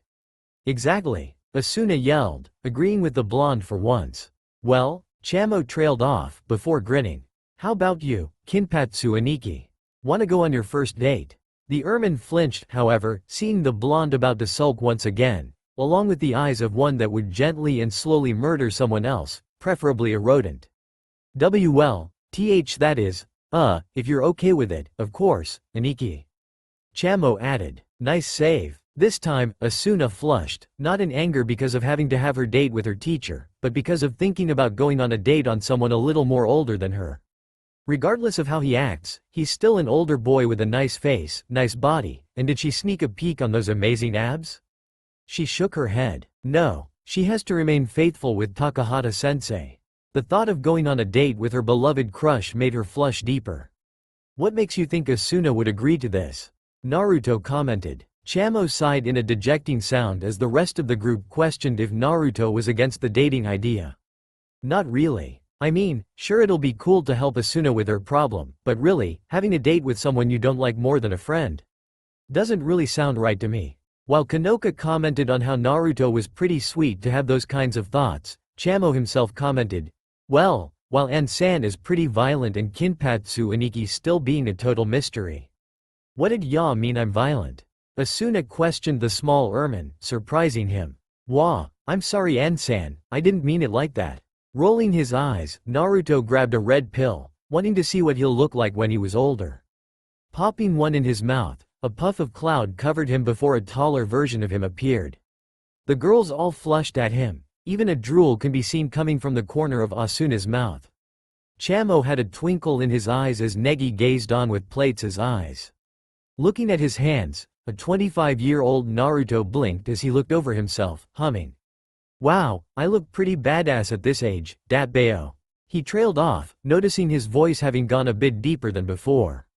Looking at a mirror, Naruto noticed that a majority of his baby fat was gone. While he still had some fat, it was barely noticeable, replaced by all of his lean muscles. His whisker-like birthmarks were replaced by what he deciphered to be his Jinchuriki initial state scar-like markings. His eyes looked more like his father's, hell, even his hairdo could be replaced with the fourth Hokage's. Adding that with his height, Naruto himself thought himself to be a hunk of hotness. Looking back at the others, he dropped a sweat, gazing at everyone's reactions. Popping a blue pill into his mouth, he poofed back into his own age, snapping his fingers to snap everyone else out of their daydreams. So what's the plan now, Tibeo? He asks as the girls and Negi had just managed to get out of their daydreams. Chamo, being the first, having had experienced this multiple times, and seeing the others just about to come back to earth, so to speak, grinned. Taking advantage of the situation, he declares, why, we were just agreeing that you and An-san would go on a practice date. What? We did not agree on anything, you rodent. Naruto sneered as Asuna was also against the idea. So it's agreed then. An-san, get ready at 8 a.m. while I get Kinpatsu Aniki ready for tomorrow. The ermine simply continue on, controlling the conversation. Hey, are you listening to me? Why are we even having this conversation? No worries, by the time the date's done and over with, you'll be thanking me. The only thing I'll be thanking is squeezing your little head off. Naruto and Asuna both yelled at the same time. Note to everyone who thought that the previous chapter was a load of hubbub. Deal with it. I mean, sure, Naruto's the kind of guy who would never sell out his comrades, but think about, it's not really spilling when he also knows about the other side's dark secrets, is it? Naruto on a mission and Negi also on a mission, both who have to hide their entire existence, however. Negi had his secret shown at only the age of 9. By the way, it was revealed that Negi was at least 9 3/4 when he arrived at Mahora. I think Naruto had a better chance of hiding his secret, I can agree to that. However, for the sake of this story, it must be done. Naruto. The hell? Besides, Naruto's in a whole new place with whole new technology and whole new people. While he may, and that's a big may, be able to dodge a bullet, does not mean he knows about it. He also saw Satomi using a rubber bullet, which, in fact, is slower than a real bullet. I know that she spoke out how fast a bullet can go, but let's face it, Naruto's stupid to where he can't even figure out that stuff. Naruto. Hey. And if you guys still had a problem with Naruto spilling, it's gonna be revealed to the magical half of the school later on in the story anyway, so it was irrelevant whether or not Negi and them knew it first or now. Remember, mages and ninjas, different way of settling things. And the part about Naruto being super powerful enough to break out? That was just spur of the moment at that time with Pain and the other bad guys. He had to do it. In this case, the interrogation thingy Ma Bob. Naruto is not allowed to inflict harm to anyone in Mahora, whether or not they hurt him first or whatnot, unless Old Man Kano allows it. The tournament thing is just that, a tournament, so Naruto can hurt people without using chakra, of course. Besides, the way I see it, Naruto only showed the transformation and regular chakra usage. He never showed his Rasengan, his clones, and all his other destructive techniques. So far, the only thing he did show, besides the transformation, were the history of the ninja world and the details of his mission, which, by the way, will be discussed with everyone in the magical half of Mahora in the near future. Note. Done with the ranting. Moving on, we're now progressing more deeper into the story. Asuna and Naruto. I know some, if not, most, of you guys read the previous incarnation of this story, Naruto vs the class of 3A. So you guys already know most of the pairings, but for those of you who didn't, the question remains. How will the date go? Will Asuna be able to confess to Takemichi in the future? Will she be able to ask him out for the most part? How will Naruto feel about this? Why does Naruko say, to Bane, like her mom does? What is the relationship between Naruto and Naruko? Between Naruto and Takemichi? How will Evangeline feel with Naruto being from the ninja world? What's with all these questions? Why am I even asking you guys? I know the answer already, damn it. Tune in, next time, on I'm Not a Student in an All-Girls School. Please leave behind nice reviews for me, please. I really enjoy those. It makes me go, doki doki. Right here, points to his heart. Just come to this place at this time and wait for us. Chamo yelled diligently, ignoring Naruto trying to kill him as the others held onto the blonde. We'll get Kinpat Suaniki here ready for this practice date of yours. Is what he said? Asuna began, her left eye twitching, leaning against a coffee shop. But that whiskered jerk's not here. Are you gonna stop calling me that anytime soon, Tibeo? Asuna looked to her left to see an older-looking Naruto, around the age of 22 or so, she thinks, walking towards her. Blushing at how the blonde showing himself, she lightly shook her head, trying to scratch the image of the blonde from her head. The jerk, wearing a plain white t-shirt with a collared button-up shirt opened to show off that sparkly greenish necklace around his neck. Never knew he had a necklace. He wore khakis and a long belt with the end hanging off of the buckle. However, despite his dress-up, Naruto's hair was still in its messy spiked shape and instead of covered shoes, he wore what looked like sandals. But even with Naruto in a somewhat formal yet casual look, it still made him look like a laid-back hottie. Wait, damn it, stop thinking about how good he looks, Asuna. Think about Takahata-sensei. Right, think only about Takahata-sensei. Naruto raised a brow, watching his date nod ferociously at something she was apparently thinking about. Shrugging, he merely looked back at where the others were, bringing his shoulders up. Seeing Kanoka and Chamo only nod and give him a thumbs up while the other two merely shrug themselves, the blonde sighed, ready to resign to his grown fate. Gazing towards Asuna who looked like she was trying to convince herself of something, Naruto took the time to look over his date. The only thing that stood out to him was her orange hair for obvious reasons, although the bell seems to fit her. She wore a black tank top covered by a yellow vest. Around her neck was a necklace that looked similar to his, albeit in a different color and ornaments, while around her waist was a light blue skirt with a white belt to hold it up. Around her shins and calves, Asuna wore leg warmers and wore one of those fancy high heels he's seen on the stores while looking around earlier this week. Grumbling to himself as Naruto narrowed his eyes, more so to himself, before he sighed. Hey, Asuna blinked, snapping out of her earlier thoughts to see Naruto struggling to say something, a healthy blush on his face. The small amount of sweat struggling to fall over his face as well as the difficulty look on his eyes made him look a bit cute as he muttered, "Why, you look nice today." Looking off to the side, Naruto didn't notice Asuna's face suddenly turn red, not that his own face was red itself. Shut up, jerk? Good, it's going perfect, Chamo declared as the group watched the date happen. Kanoka moaned in mild sadness. I want to go on a date with Naruto-kun too. Oho-sama, why not? He's cute and nice, the ditzy-headed girl said, Setsuna now looking at her friend with utter surprise before adopting a look of someone who wants to murder someone, particularly a certain blonde. Brr, just me or is it getting cold, Tibeo? Naruto asks, shivering against the tingle that ran through his spine. The bell-wearing girl next to him raised a brow. No, you okay, Whiskers? The blonde scrunched his face, thinking about his sixth sense that just shot up with a warning. Shrugging, he responds, nah, probably just someone talking about me. Asuna stared at the blonde. Looking to the side, she eavesdropped on some girls commenting and gossiping about the mysterious young man next to her. Growling to herself at getting too into the date, she turned to the blonde quickly, surprising him. Now look here, Whiskers. Don't get any funny ideas during this date, alright? This is practice, Ren, Shu, got that? The blonde frowned. I get it. No need to get so worked up about it. I mean, it's also my first date. Nuu, what was that? Nothing Datbeo. Naruto reassured the orange head. But you know, this date isn't exactly for my advantage, it's for you to get ready for that actual date with Takahata-san. And, well, if we're gonna do a practice for the real thing, doesn't it make sense to do what normal couples do in a real date? Like what? The blonde shrugs, getting closer to Asuna. A bit too close to her liking. Ooh, I dunno. Like staring at each other real close like this?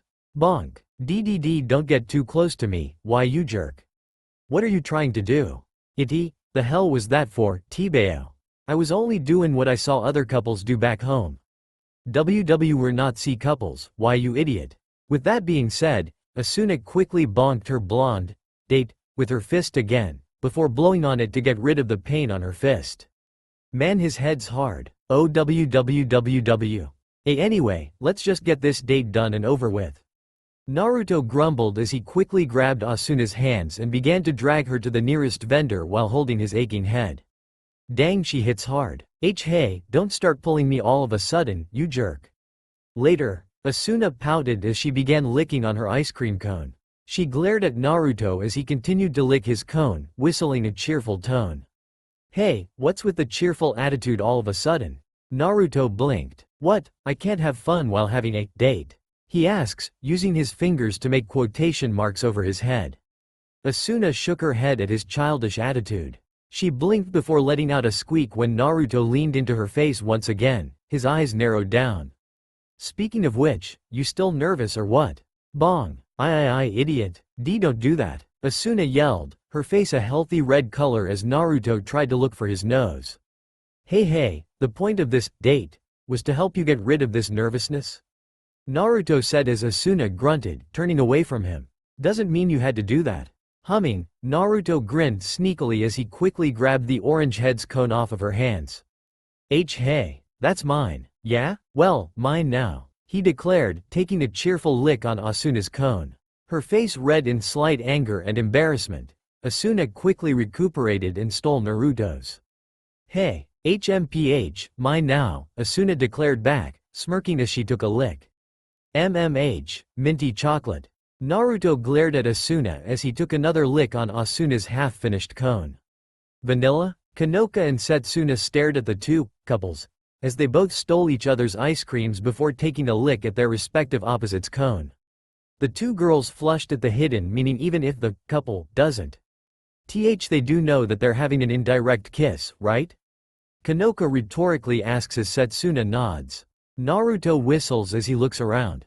Dang, there's a lot of stalls around here, Tibeo. Well, many of them aren't really student-related stalls. Shopkeepers inside of school as well as outside of Mahora come here every year, Asuna explains. It's not really that exciting, at least, not until the actual festival. Naruto grinned in excitement, actually interested in the festival.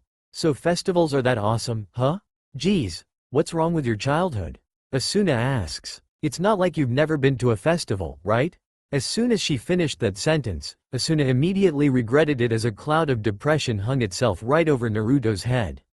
Thinking quickly, she tried to get herself out of this situation. In the background, the group winces at the blow Asuna dealt onto Naruto. Whoa, I was just kidding. Why you were serious about that? It's not like I was popular back home. Naruto mutters as he pokes his two index fingers together. Seeing the confused face on Asuna's face, Naruto continues, not gonna tell ya. It's personal biz, so I'd like it if you don't mention this to the others. Satisfied with Asuna nodding her head slowly, the blonde's attitude did a sudden 180 as he pointed to the sky. Alright, let's get this date started. The date already started, you idiot. And it's not even a real one. Asuna yelled before realizing something. And why are you so bipolar about things? Who's bipolar? Naruto yells back. Naruto-kun sure is bipolar? Kanoka mutters as Setsuna nods along with the idea. The couple spent the rest of the early noon playing on the stalls as one by one. They played the stalls nearly out of business before the festival even began. As for the stalls they haven't played at, well, let's just say that they were shivering in their shoes just watching both Asuna and Naruto play in a nearby stall who was unfortunate enough to gain their interest. The twosome kept at it until they reached the famous goldfish catcher. Naruto gazed on with interested eyes as Asuna tried her best to catch a single goldfish but to no avail. The blonde hummed a bit, requesting a large bowl and scooper, confusing the tender. Doing things that requires fine touch always gets me. Asuna lightly complained as she turned to her date, only to have her eyes replaced with plates as she, and a slightly growing crowd behind her, watched Naruto continuously flip a goldfish into the large bowl that he requested. The tender stared with a gaping mouth as well, watching with a sinking heart as Naruto stuck his tongue onto his upper lip. Sweat starting to drip off his forehead as he, again and again, scooped up a goldfish into the bowl, until finally, there was no fish left. The blonde sighed as he returned the fishes back into the portable pond. Phew, that was fun. Reminds me of back home, ha ha ha. He comments as he grabbed one of the masks as a prize. Naruto did, however, blinked in confusion as the crowd clapped for his performance before a majority of them left to their own devices. What the hell was that, Whiskers? Asuna freaked out as Naruto shocked a bit. Well, my occupation does need me to be fast, yet delicate at the same time. He mustered up a fine excuse. Seriously, show me, Asuna asked yet demanded, shoving a hand filled with a scooper into Naruto's face. Alright, yeesh? With that said, Naruto moved behind Asuna, forcing the girl to flinch at the unintended touch. Let's see, hey, what are you? BWUH, I am just trying to show you how to scoop up a fish. Naruto grunted, biting back the pain that Asuna inflicted on him. Oh, Asuna flushed at her quick accusation as she allowed Naruto to guide her through.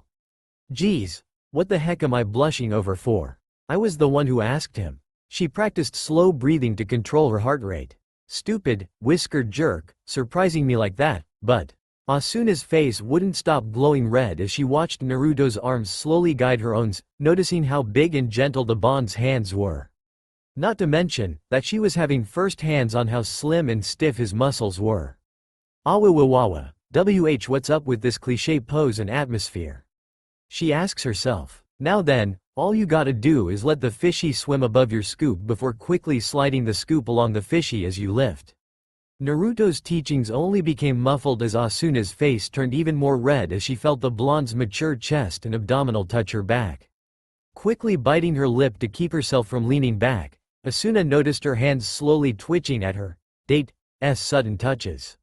Hearing his soft, yet crisp voice guide her through the fish-catching game, jolts of electricity traveled down to her lower back as Asuna forced herself to cut back her moans. The captured fish was just about to land on her plate as Asuna found herself close to her limit. NNGH, wa, Abba, Naruto cried, quickly letting go of Asuna as her skull slammed onto his face. Quickly losing his balance, Naruto's instincts kicked in as he grabbed the closest thing to stabilize his balance only to grab onto something soft.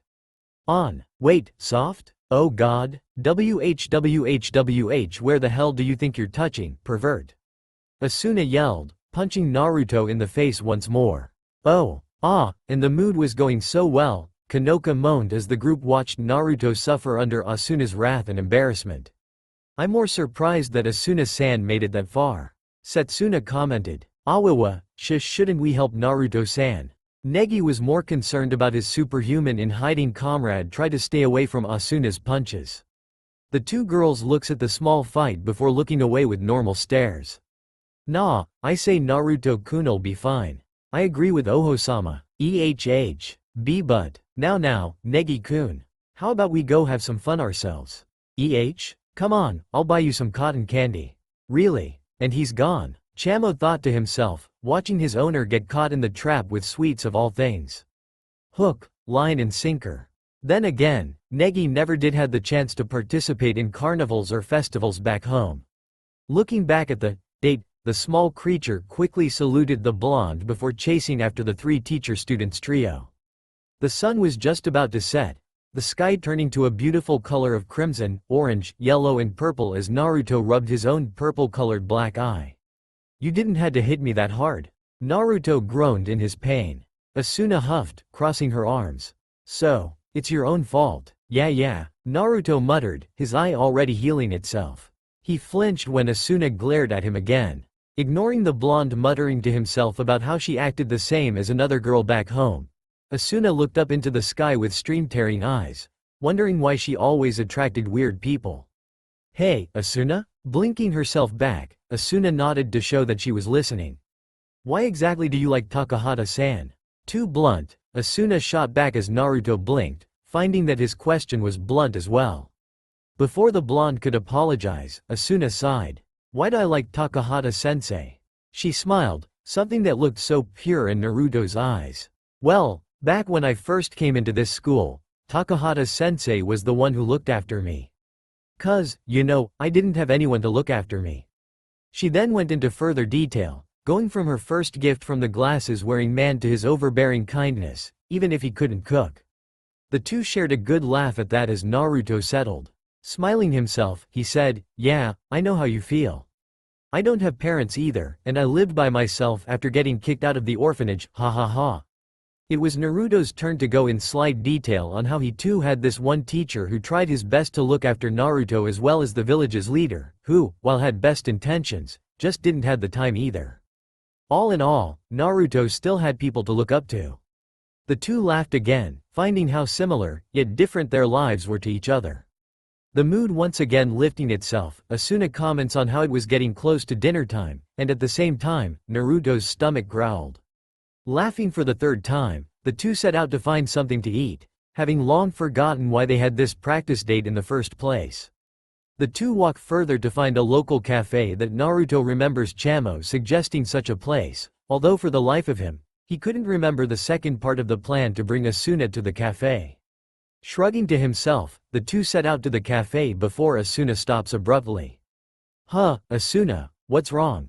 Naruto trails off, seeing Takemichi sitting across from another teacher, the head nurse of the school, if he remembers correctly. He never bothered to learn her name since he was confident that he would never have to meet her in quite some time, if not ever. Raising a brow at how close the two adults were acting, Naruto scrunches his face. A light bulb goes off when his face starts to pale slightly in dread. Oh Asuna, Naruto cries, initially turning to suggest they go somewhere else, only to find his date rushing off. Crap, wait up, Tibeo. Taking a stroll in another story, classmates of Naruto and Asuna's were walking away from the music studio, each complimenting to each other's musical talents. Madoka, however, blinks as she sees a familiar figure run past. Huh, wasn't that Asu? Wait up. The three cheerleaders and one extra flinches before turning around to see a young male around their age rushing at top speed towards their direction. It didn't take one to think hard to see that the reason why Asuna was running was connected to this man. However, the blonde didn't seem to have noticed them as he just kept running. By the time he does, it was too late to act. Oh he gave up trying to skid to a stop, instead, deciding to improvise and bends down, scooping up one of the girls into his arms, and continuing to run. Sorry. Madoka, Misa and Sakurako all blinked before quickly turning their heads at the direction the blonde ran. Ah, kidnapper, rapist, after him, Misa roared, running at the same direction while Sakurako ponders. You guys see the whiskers on Blondie's face? He looked just like a cat. Whiskers? What whiskers? Madoka asks. Meanwhile, the blonde man in question continued to run with a flushed Akko in his hands, repeatedly apologizing to the poor girl. Sorry, real sorry about this. Gah, sorry. Quickly spotting a group of three walking the opposite direction, he yells, Kanoka-san, Setsuna-san, think fast. The two girls in question, plus one unfamiliar red-headed man, to which Naruto swears he has seen the guy somewhere in a place far, far away, flinches when the blonde tosses the squealing Akko into their arms. The redhead, catching the pale-headed girl in his arms, quickly calls back, Ah, Naruto-san. Akko-san, are you okay? Naruto-kun, where are you going? Actually, where's Asuna? Kanoka yells. Going after her right now. Naruto yells back. Careful, Naruto-san, the pill's effect's about to end any moment. Setsuna calls after him, preventing Akko from hearing Chamo yell out his own calling. Duly noted. The world tree? Asuna greedily gasped for air as she stopped near the base of the huge tree that served as the main attraction in the city. Calming herself as she gazed at the setting sun, Asuna sighs. I knew it. I had doubts, but I always did feel a bit suspicious about there. The girl lowered her head in self-lament before lifting it again, hearing something odd. Who old eat, Regite there, Asuna. Abug. A foot suddenly slammed itself onto the back of her head, forcing her forehead to slam onto the stone railing. Causing a small crater, the girl ignored the blood flowing down her head as she angrily watched the blonde who kicked her loose to his own momentum as he continued to fly until he face planted onto the roof just below the patio. Huffing at the justice well served, Asuna glared as Naruto jumped to her place. The two stared at each other before Asuna breaks the silence. What do you want? Rubbing his nose, Naruto stayed silent. The shadow of his bangs slightly covering his eyes, he asks, You okay? The girl huffs again. Of course I am. That's not what I meant. Then what do you mean? It was Naruto's turn to sigh as he says, You know, it's kinda bad to just jump into conclusions like that. He flinches under Asuna's glare. I mean, it's still too early to give up. For all we could know, there could just be sharing a drink or having some sort of meeting. Naruto pauses as he watches Asuna's eyes lower, looking away as she whispers, You know that's not true. Look at that atmosphere, you can tell, right? Leaning onto the railing, she continues, I mean, I'm stupid and violent. I don't even have that many friends. I have a personality that's hard to get along with. Hey, that's not even true, Naruto interjects. Look, I haven't been with Takemichi-san that long, but even I know that those so-called poor qualities aren't what he looks at.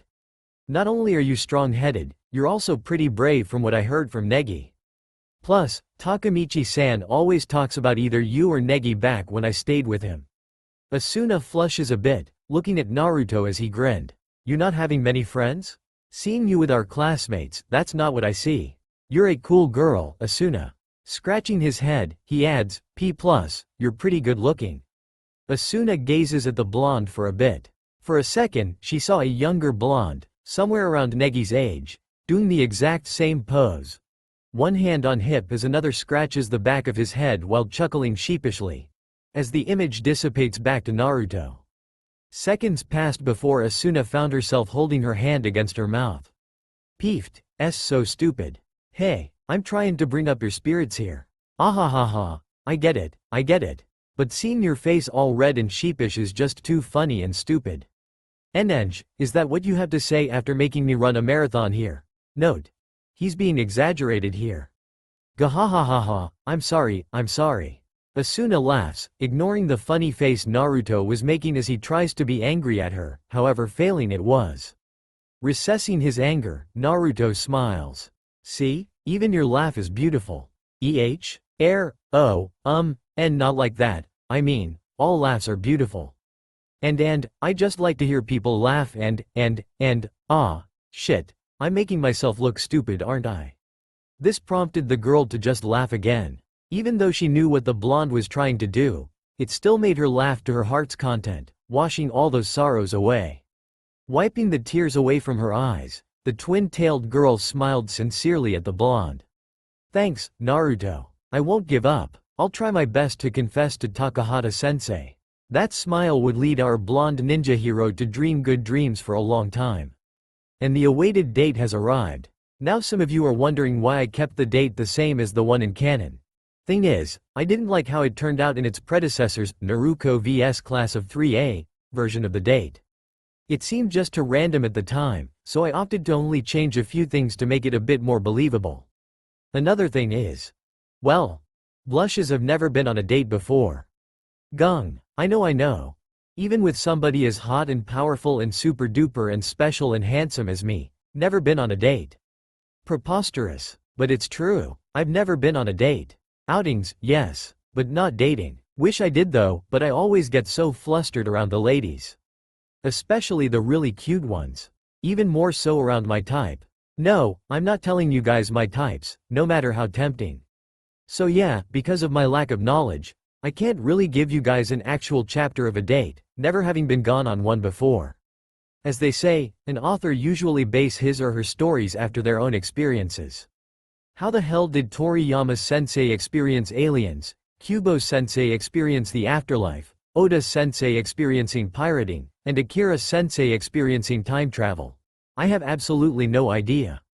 Anyway, the plot's thickening, kinda, and the festival's just around the corner, soon enough. Can't wait to see the future. No, seriously, I really do. That's all for now. If you enjoy, then please like, share and do comments.